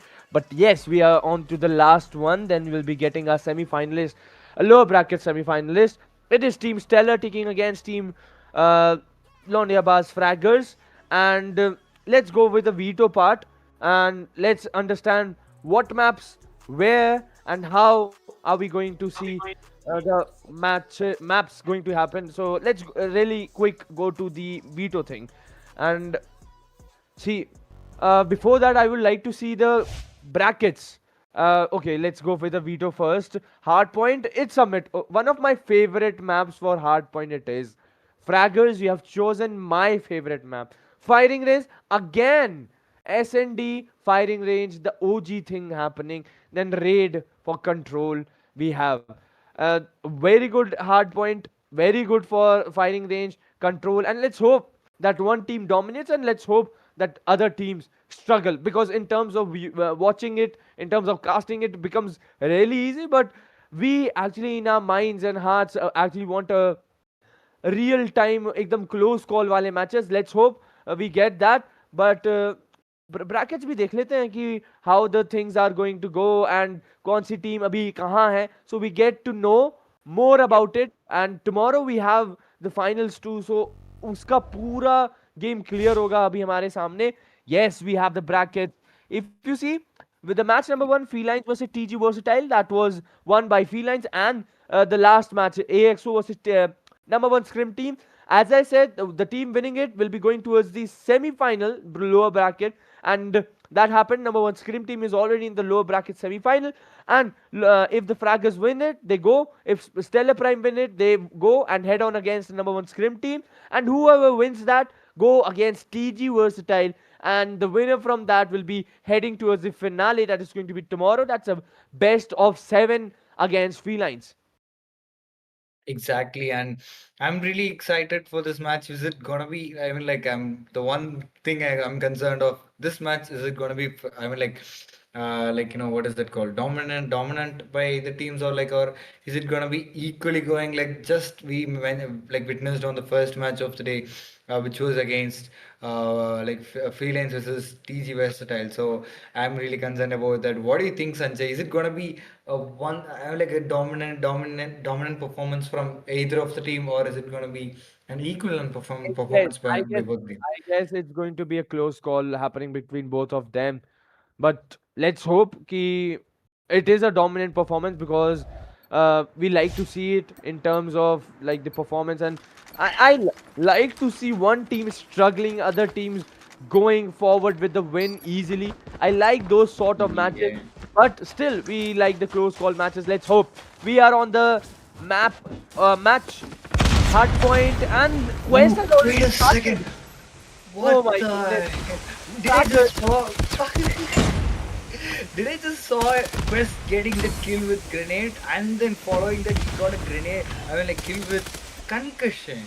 He got Yeah. someone down with a concussion. That's crazy, bro. That's the craziest. Quest taking down Inspire with that 100 killer drone. Quest is already on a streak.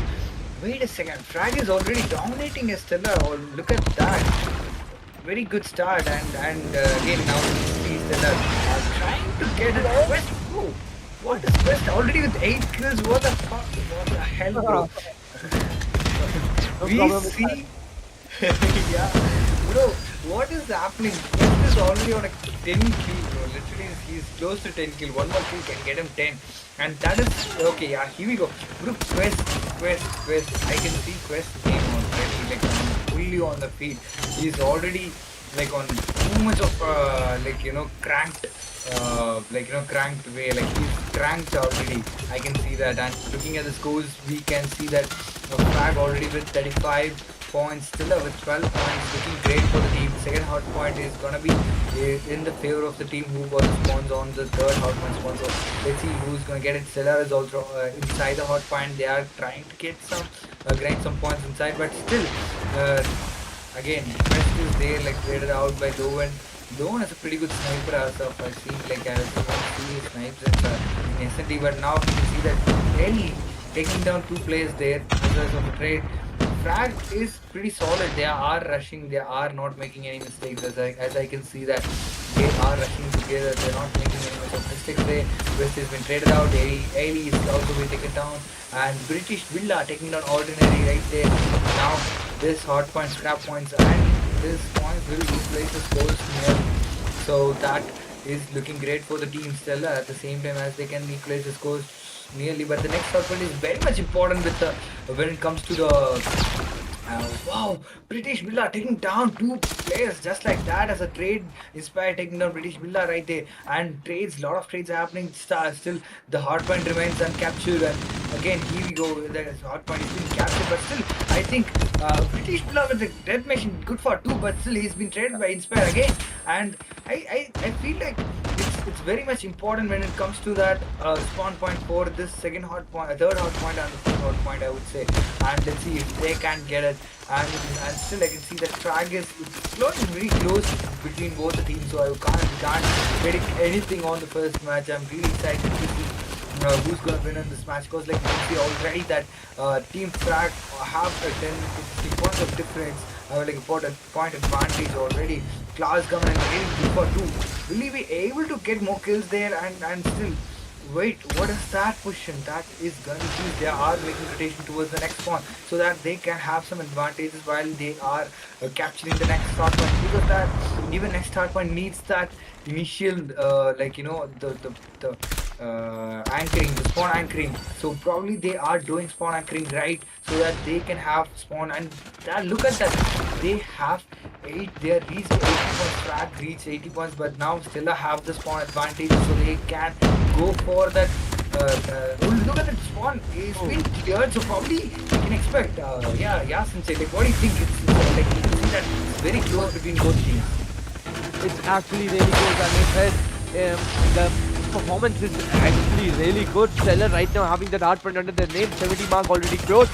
Contest comes in, LBF trying their level best to come down, but Ellie goes down, Trump goes down, British Villa comes in, takes down Infinity, Low and on the other hand takes down British Villa. What a, to be honest, what a the hard point contest they are getting in from Steller. They are right now into the lead. Ordinary, he's sitting well with him. The players, other players are also sitting well. VVB I'm talking about, he is doing a tremendous job on that hard point, but what we see, the scrap points goes with Team Fraggers. Just a 2-point lead. The next hard point becomes really important, especially in the middle part, I guess. Yes, it's going to be really interesting to see this hard point. 90 to 90. Steller have this hard point under their name, 93. They are moving forward with the 100. The gunpowder we talk about. Steller, they are dominating it right now. Ordinary takes down Quest. Ordinary with the one more. Ellie goes down. 103 marks already there. British Villa takes down 1. He goes down. He gets traded off. 107 to 19. This is what we wanted right now. The type of match I was looking for. Yes, we get it. Contest for so long. Steller, LBF, they are on the same table, but right now LBF, they are having that hard point for a second. The contest comes in again. 107 marks. They have been stopped in there. They are not able to move forward, Steller. But as I say that, in the last 10 seconds, Steller will be taking that hard point under their name. LBF, you should move towards the next hard point. It's really close to this hard point. So Steller, we might see them capturing that too. but the gun speed tells us otherwise because LBF were dominating that. Exactly, and looking at the scores, Stellers are really good, like stable as they back again to the game, and I am definitely sure that this is gonna be this we ain't gonna sleep before 12. I'm pretty Oh sure yes.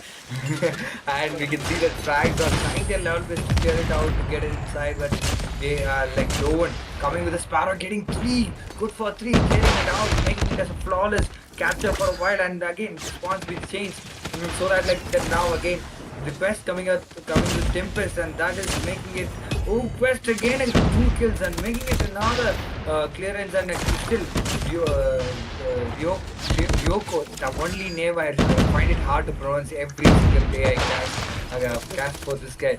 And yeah, still Frag managed to get it get the score equalized, but like they still have 20 points of differences. And next hot point is very much important, but unfortunately that is not going to be such easy. Predator kill with 3 kills, clearing out the hot point right there. But still, they got the spawn. They can get it inside that like easy as that. But that is going to be a disadvantage for team. But really, that taking down with death mission. Really, will be traded out, and still flowers out, and still that's not going to make much of differences. But still, that is going to be make a lot of differences. They're not just a little bit clearing out, making an advantage, capturing the hot point, and that is gonna light the score as we expect. And again the catch has gone and scores been equal. Steller getting back to the ground, and that is a huge contest happened, and Frag managed to get it, but still Steller not gonna let that slip again. As you can see, Quest again with another Quest again going for another contest, but unfortunately this hard point is about to be over. The scrap point it's not gonna make much of a difference if they don't capture the next hard point.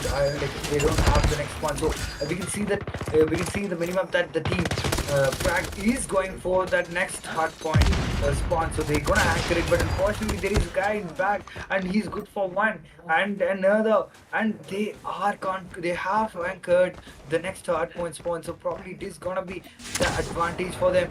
And as we can see, look at the Tempest did work out really good. They are doing it. They are conquering. They are anchoring the spawn, and now we can see that the team are trying to make. They are none of them play inside, unfortunately, but still we can see that the team half the spawns are gone. Okay, here we go. Spawns are not anymore for Frag. That is going to be a disadvantage for Team Frag right now. We can see Stella are playing inside. That is going to be a really close match we're seeing right now. It's been we're going for another contest, and Quest clearing it out. Quest is already 40 kill mark as you can see.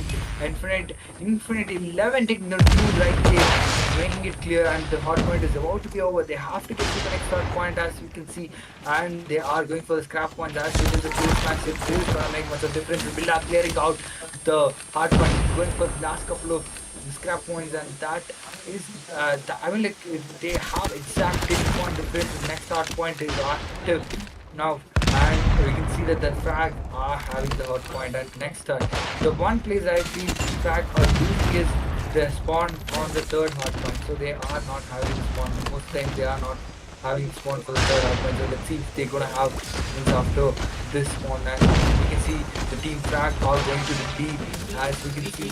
And look at the pre-fire happening, and that move did work out good. And XM4 also great move, but unfortunately he's been traded out right there. Then he's taking down. Now Lars out here, taking down 3 right there. And he's on a streak with Cloud. Oh my god, 47, he's good for a half century we can expect. And they are crossing that 200 point mark, and there goes another kill with another score streak kill there.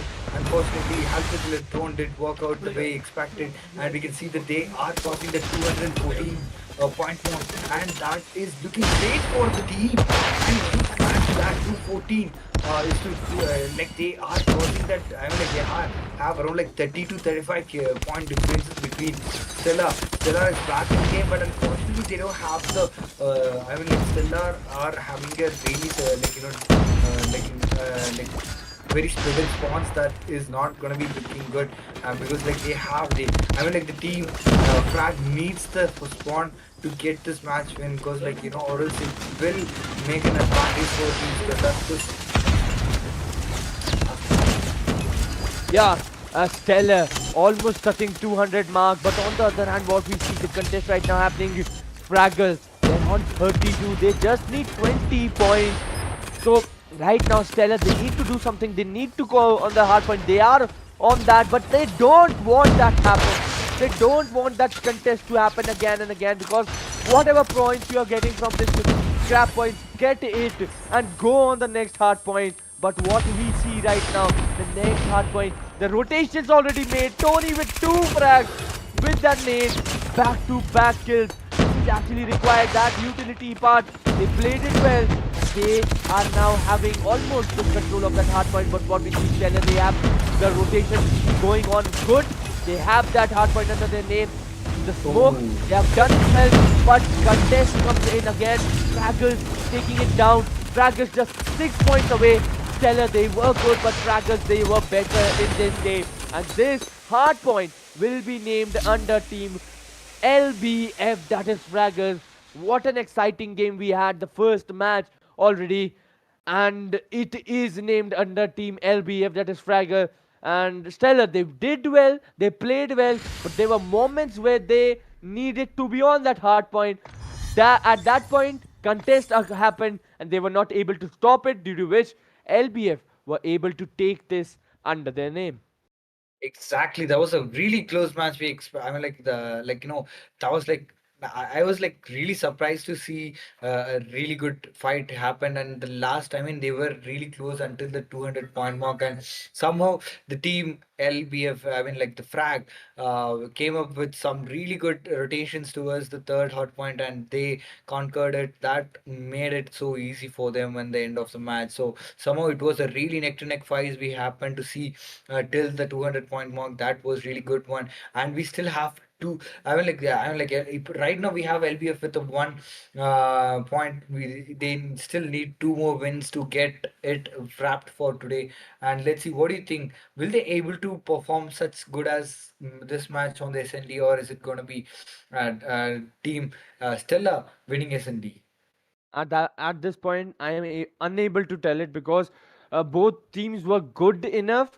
But in terms of, let's see, if I have to predict, I'll go for Fraggers to actually win the SND part. I have this gut feeling coming in from me that they are going to do it little well. Like, it's going to be close. It's going to be 9-7, or it is going to be 9-6. But yes, Fraggers will be taking it under their name again. The win that they require in order to move forward. It's a best of 5 again. We like should tell to our audiences right now, best of 5. If Fragger win the second one, they are good for the third one too, because just one win they'll be qualifying to the semi-finals of the lower bracket. But next match we are going to have it on the firing range. Stella, we have seen it. They actually go for this firing range again and again. And on the day one, we saw their match against Tandoori. They were not able to, I guess, win that one. Tandoori was able to do well on that match, but still they were able to give some competition in there. But right now, I hope Fraggers, they have also played one of their match in firing range, so they have that experience, they have that exposure in this tournament to this map. It's going to be interesting. It's going to be actually interesting to see both of teams fighting against each other, and let's hope the best one wins. That is actually going to happen too. Exactly, and I'm really excited to see the next match, because like we would we have it's gonna be firing means a classic map as we expected. And the match we had firing range on the first match of today was like crazy. It went for overtime. Can we expect an overtime in this match, as we have already seen and dominate and really neck to neck fight between both the teams on the round one, I mean on the hot point of summit. So can we expect overtime between both the teams? Because like you'll never know. Because like they are really so equally powered. So I'm really expecting might go to overtime. That will drag a lot. And let's see. For now, we can see that the team Stellar or right now like there's the team Stellar or like on the attack side and Frag on the left. So will I mean like still I think Frag have an advantage when it comes to this map. So let's see. I mean like you can't say advantage if the team Stellar are rushing. I mean like if they have a proper plans, it is the best map you can execute on the attack. And let's see. They are really playing passive as of like we can see that there is no trades happen yet. There is no frags has been taken. And so here we go. Quest getting the first pick, getting two, good for two, good for three, good for. I mean, like that Oh, was a pretty good trade. 1 for 3 is like a really good trade, and it was a easy. It is gonna be an easy round for Frag again. I would say. Look at that. Ordinary will be the last guy alive, and he's gonna get sandwiched between oh, the two. teams. And yes, easy as that. Frag getting the first round win just like that. Yeah, Prague getting the first round win. Good for them, but Steller, I guess they have to do something. They'll be like jumping right now in order to win. They'll be becoming aggressive, playing an aggressive game. Let's see what's going to happen. Oh, do we have a kill? No, no, no. I thought that we got a kill from frags or some nade or something, but no, we didn't. Let's move forward with it. Trump, he is there. If we talk about A side and B side we see frags or fraggers player already being there. Two players there, but we are going to actually see the first frag at any moment. Because on the A side, if you see, the two of the players are really close to team LBF player. Steller versus Fraggers. Oh my goodness, I thought Steller would be going a little aggressive in this round, but no, they haven't been that aggressive. Type 63 right now. Oh, let's see. I'm not able to like say more words. Okay, we got the first kill. Trump taking down with his sniper the first kill under his name, and two of the players right now on the B long, I guess. Yes. 1-0 overall the score in the SND part. We seeing this round is actually really slow, Nox. Exactly, like imagine like match been started like 4 minutes Oh, back and still we just done with one game. I mean like one round, and it goes till the last few seconds of the round. And look at that, it's like we got only 30 seconds to get it planted. I mean like they are dragging so long. They are playing so passive. The teams that are playing too passive that it is taking so long. They're not entering sides. They are finding it hard to get it. I mean, like they are finding it hard to like breach into either side. So I think that is one thing I noticed. It is like they are not even trying to peak until the first 1 minute is over, and I think the first frag is not going down on the first minute. It is always they are just waiting. They are like they are trying to break their patience, I guess, but that is not working against the team frag because the team frag are not doing any mistakes. Like as like they're not losing the patience. They are being patient. They're just waiting. Stella to pick as Stella has to pick.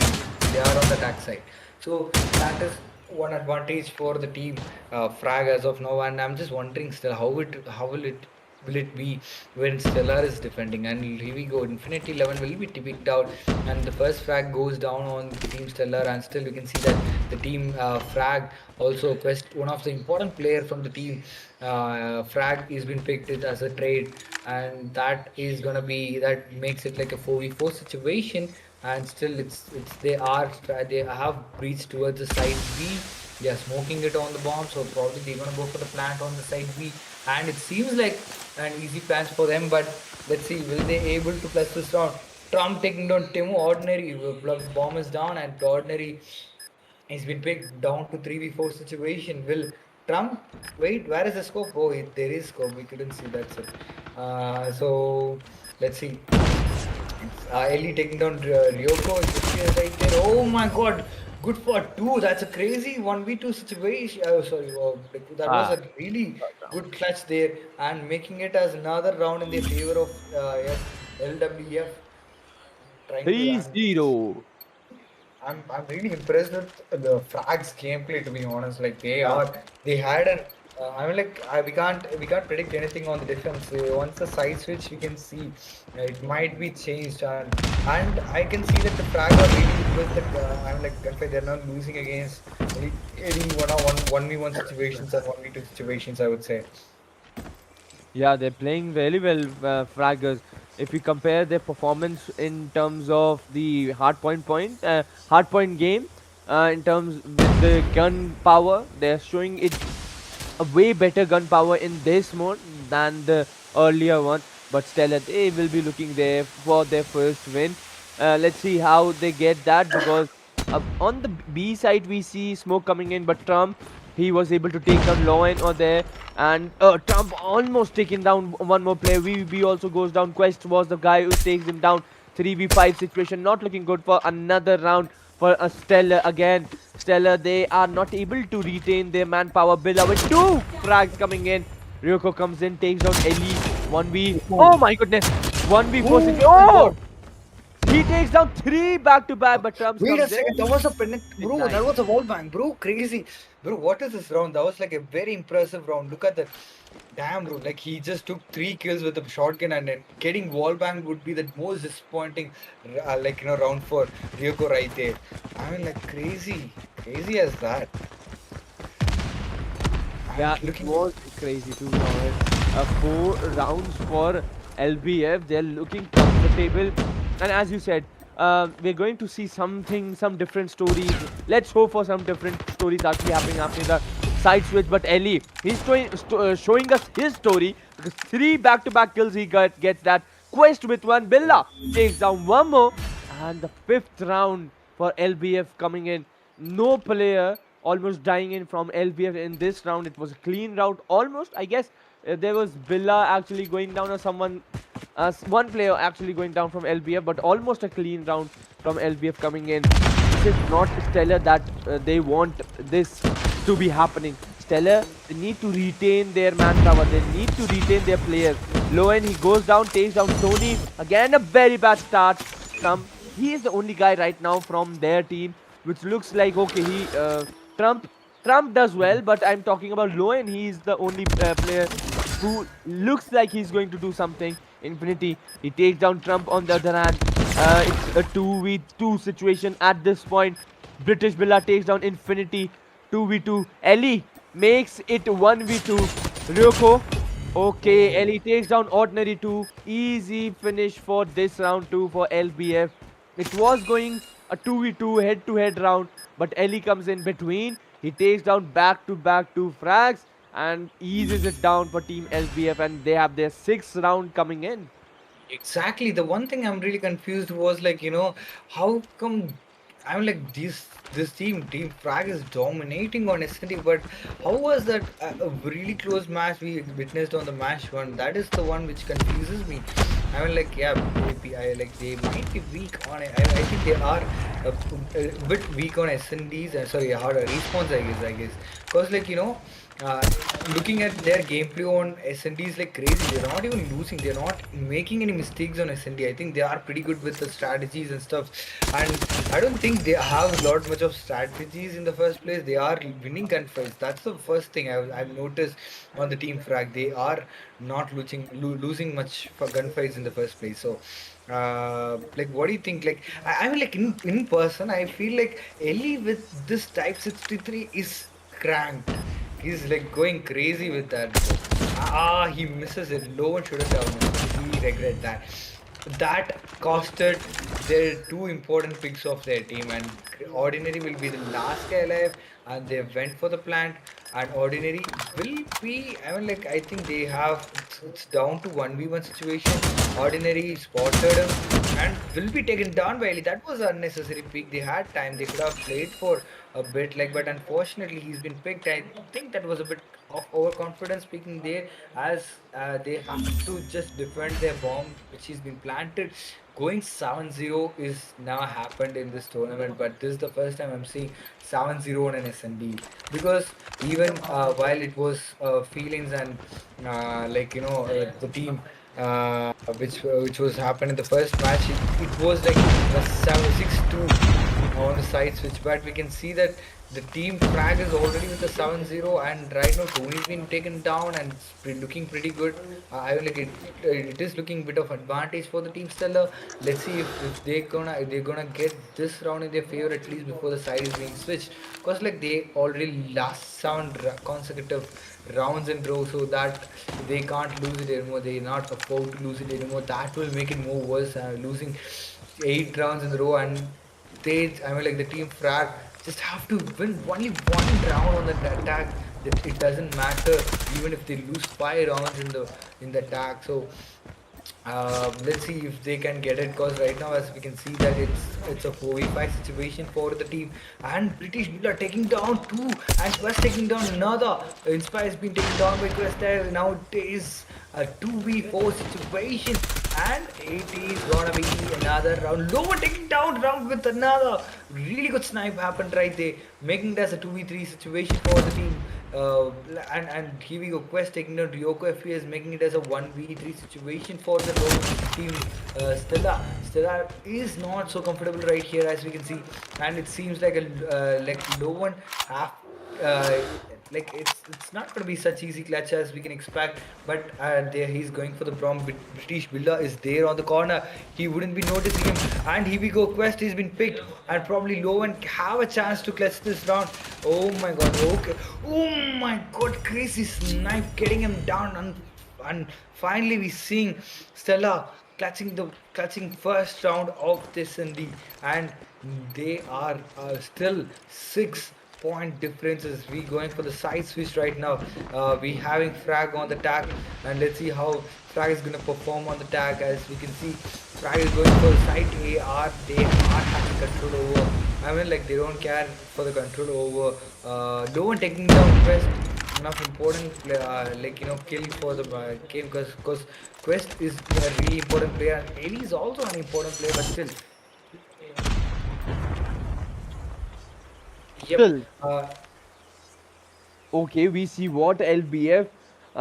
They are two men standing right now. 4v2 situation. This isn't looking good for Fraggers right now. Let's see how they're going to go forward with this. Tony comes down, takes down one, but Tony was fragged off by VVB. 1v3 situation. Can it be done? Ellie, he has the potential. He has been fragging a lot of them, and 13 kills already. If he goes down, if he goes in, let's hope he is able to do something.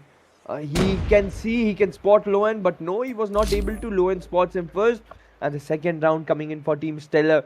Steller showing us a comeback, sense of comeback, as the sides have already changed.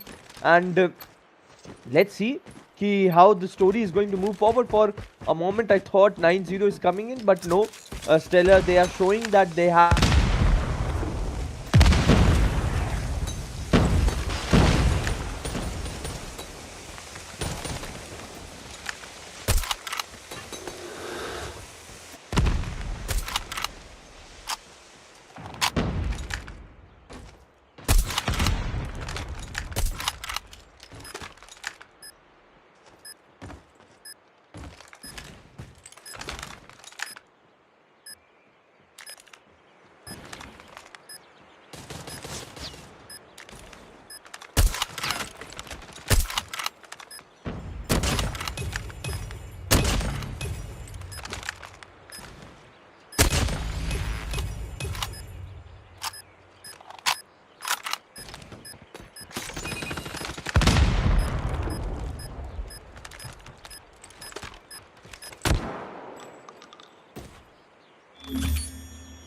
I Oh wanted shit. him to be snipe. I wanted him to use the snipe, but unfortunate, bro. I Yeah. mean, like you could have like even if it was machine pistol, like if one shot would have got him down. He was really low in HP, but very unfortunate that he lost it. And that was a crazy snipe, bro. Like that was like a crazy snipe by uh, no one in the first place. I told you on the in the hard point that don't snipes crazy, and I love his snipes, and we are seeing it, we are witnessing it right now, as you can see. And right now the team are like the 2v3 situation for the Stella. They are in a do or die situation for this match. They have to win. If they want to win this SMD, they can't lose this round. Quest already making it, and Inspires taking down Tony, making it as a 1v2 situation. Another kill. Oh no, unfortunately he's dead. And the match 2 goes in the favor of the team. Frag again, and it's a really good uh, Game for them. match. Yeah, like really good game. Like I was not expecting this dominated performance from the team. From the team, Frag was like they were. That was a really close match we had on the like hard point, and now seeing them having a really close match was, I mean, like a really dominated performance on the SND was crazy. Yeah, indeed, it was crazy. Uh, how the things were going in, we thought a 9-0 might be coming in, but no. Steller, the problem with them was they're not able to retain their manpower. Lowen, great performance to be honest, great guy, great performance. I guess he's the only guy who is having the KD ratio in positive. Everyone else will be having it in negative. But still, he did what he can do. He does not have the ability right now to actually win the games single-handedly, because right now SND is a whole team game. You cannot actually go in every round, snipe, take frags, and win it single-handedly. You want the team support. That was missing for team from Team Stellar for Lowen individually. Let's hope that they do well in the next game. That's going to be Raid Control, another good sort of game coming in. If LBF, if they are winning it, they go all in, they go with the semi-final. Stellar, their journey ends here. But if not, we'll see something happening. We'll go with the fourth one. If right now the Stellar, they're in the do or die mode. They have to win every match of their every next match of theirs. And yes, as we told that we are on control thing for the raid, it has been chosen by Fraggers already, so they are going to be having an edge on this map, and let's hope that they also perform. Exactly, and looking at the map we already see Frag lost 5 lives already, and they have to defend it on the defending side. They lose last 5 is like crazy, and looking at Steller, they captured one portion of C, and that's really looking great. And the team Steller are really performing good on the control, as we can see right now. And looking, it seems like Stella will be having easy capture towards the side B, and Frag will be playing with slow on, defending A, I guess. And here goes the contest. And still, Quest is going for some. I think Quest is planning for a backstab or something, or maybe like he can go for a spawn trap. He's really close to their spawn, and Quest got for 2.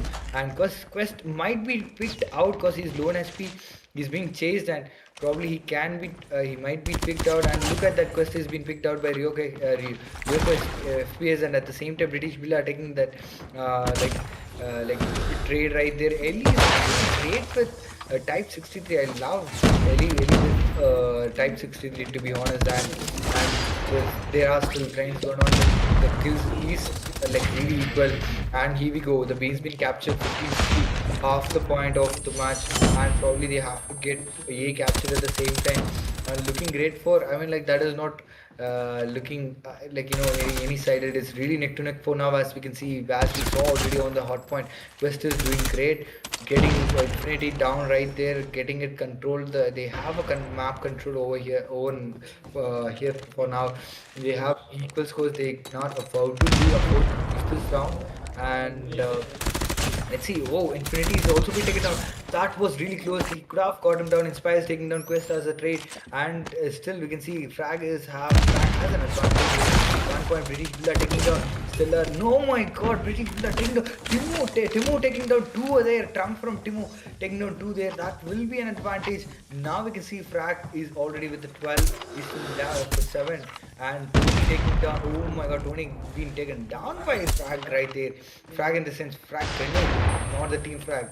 Yeah, so he's already in the team Frag. So yeah, and we can see down to 5-9. So it's really looking bad for Team Stella. They have to capture, or they have to kill all the people from Frag. That is not going to work. 3-7. What are they? What they gonna do? 3-6, 2-6, Oh, and 1v5 for Stella. Damn, bro, crazy round. LBF with the very first round of the control. They have a little bit control on the whole match right now. Stellar, how are they going to take this? Because they are on the dying area. They have to do something. They have no choice at this point. And they're trying their level best, but nothing is working at this point. LBL, let's talk about them. 29 kills, 1-1 frag equally, and Quest again with the frag taking one. And Ordinary with back-to-back 2 kills. 27 to 28. It's quite early, but LBF is going for the B objective already. 1/3 already captured. Going for the 2/3. Equalizer coming in for Ryuko. But was taken down by Ellie.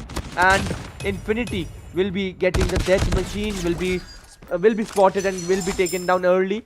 2/3 almost B is captured by LBF, and the way they have done it in like with respect to the respawn thing, they have done it absolutely greatly. Now let's hope that they go for the A objective too, but slowly and steadily Ordinary spots one, takes one down, he spots another, he takes Tony also down. LBF 2020, the respawn points, they are equally sitting on that respawn thing. Good positioning from team Stellar's Ordinary. He's not rushing the process, he's just he has positioned himself well. Now wanting people to come into his areas. Quest on the other hand, if we talk about it, back-to-back 2 kills. Vortex is already in action by Tony. This is something that it's interesting to see, but on the other hand, he is being like they're playing ice and water, the two teams right now. But suddenly what we see happening, 18 to 11 the scorecard, low end, everyone comes into action, but it's quite late they are, because already LBF have made their position, LBF have made their and shifted their game a bit more to their side right now. 16 to 8, 16 to 7, Trump will be taking down Roko over there, and Trump will be again spotting it, a good position from inside him if he's not being bothered from left. Tony, if we talk about back-to-back 2 kills, also 13 to 4, it's looking impossible for Steller, and yes, it will be impossible. Another important, comfortable win for this round by LBF coming in. A was also captured in the end. It's crazy, like I didn't expect that round was like past two round was not a huge domination, but still it was a quite a bit of domination we seen in the last two rounds, because like they had at least five extra lives they had, and lower taking down Trump from Timo. It's like as initial we can see frags are losing that initial points, but still they are. Quest, look at Quest, bro. Quest is cranked, as we already saw. He got like 3 kills. That Quest is the one who always goes for the initial picks, and he gets that initial strong streak of kills there, and getting it to 3 to 4 kills there, and he's already with 4-5 kills, getting the hunter killer drone ready. He's already with this look at the Tempest getting one, 2 for 1. Oh, misses the second one, and he was really on a streak, and that didn't work out really good on when he popped out the Tempest, but like that was crazy. Look at the scores. Look at the scores. 22-13 is not the score you're supposed to see on competitive like this, which you had seen an equal competitive game between both the teams, and see the huge dominance over the team Stella is really unfortunate. Stella just started capturing the side B, and they are partially captured. They had 2 partially captured on B, but still they huge number of Quest. This guy is really cracked. I literally can't say. I couldn't say anything, because like this guy is like every time Quest goes, like he gets like 2 to 3 kills as a trade. He goes like sometimes he goes for 4 kills as a trade, as you can see, and that guy is really cranked, as you can see. Last 4 minutes standing on Stella. That's a do or die. They can't lose this 2v11 situation. If they lose, they are out of the tournament. That's it. B is lost, and finally we can see Tony is going for the backstab. He's going to get good for one, and last guy standing. Always spectate the last guy who is standing. Ordinary getting got one kill. Ordinary will be getting the oh my god, Ellie doing the harness with the knife. With I mean not the knife, with the axe. Yeah, Oh, that's in the crazy. end, LBF winning it easily again. 3-0 hai, 3-0 on the overall scorecard too. The last match of the day is already over, but good performance in control by LBF. It was a map chosen by them, and they justified it why they were so good. Steller, not their day today. They played competitively, but not competitively really well in order to what they were not able to bring something down on the plane that was required for the win part quest. As you can see, Nox was actually really impressed from this player. 28 kills, 16 deaths. Trump was another trump card for this team. 17 kills. The guy with the sniper again. British Billa 16.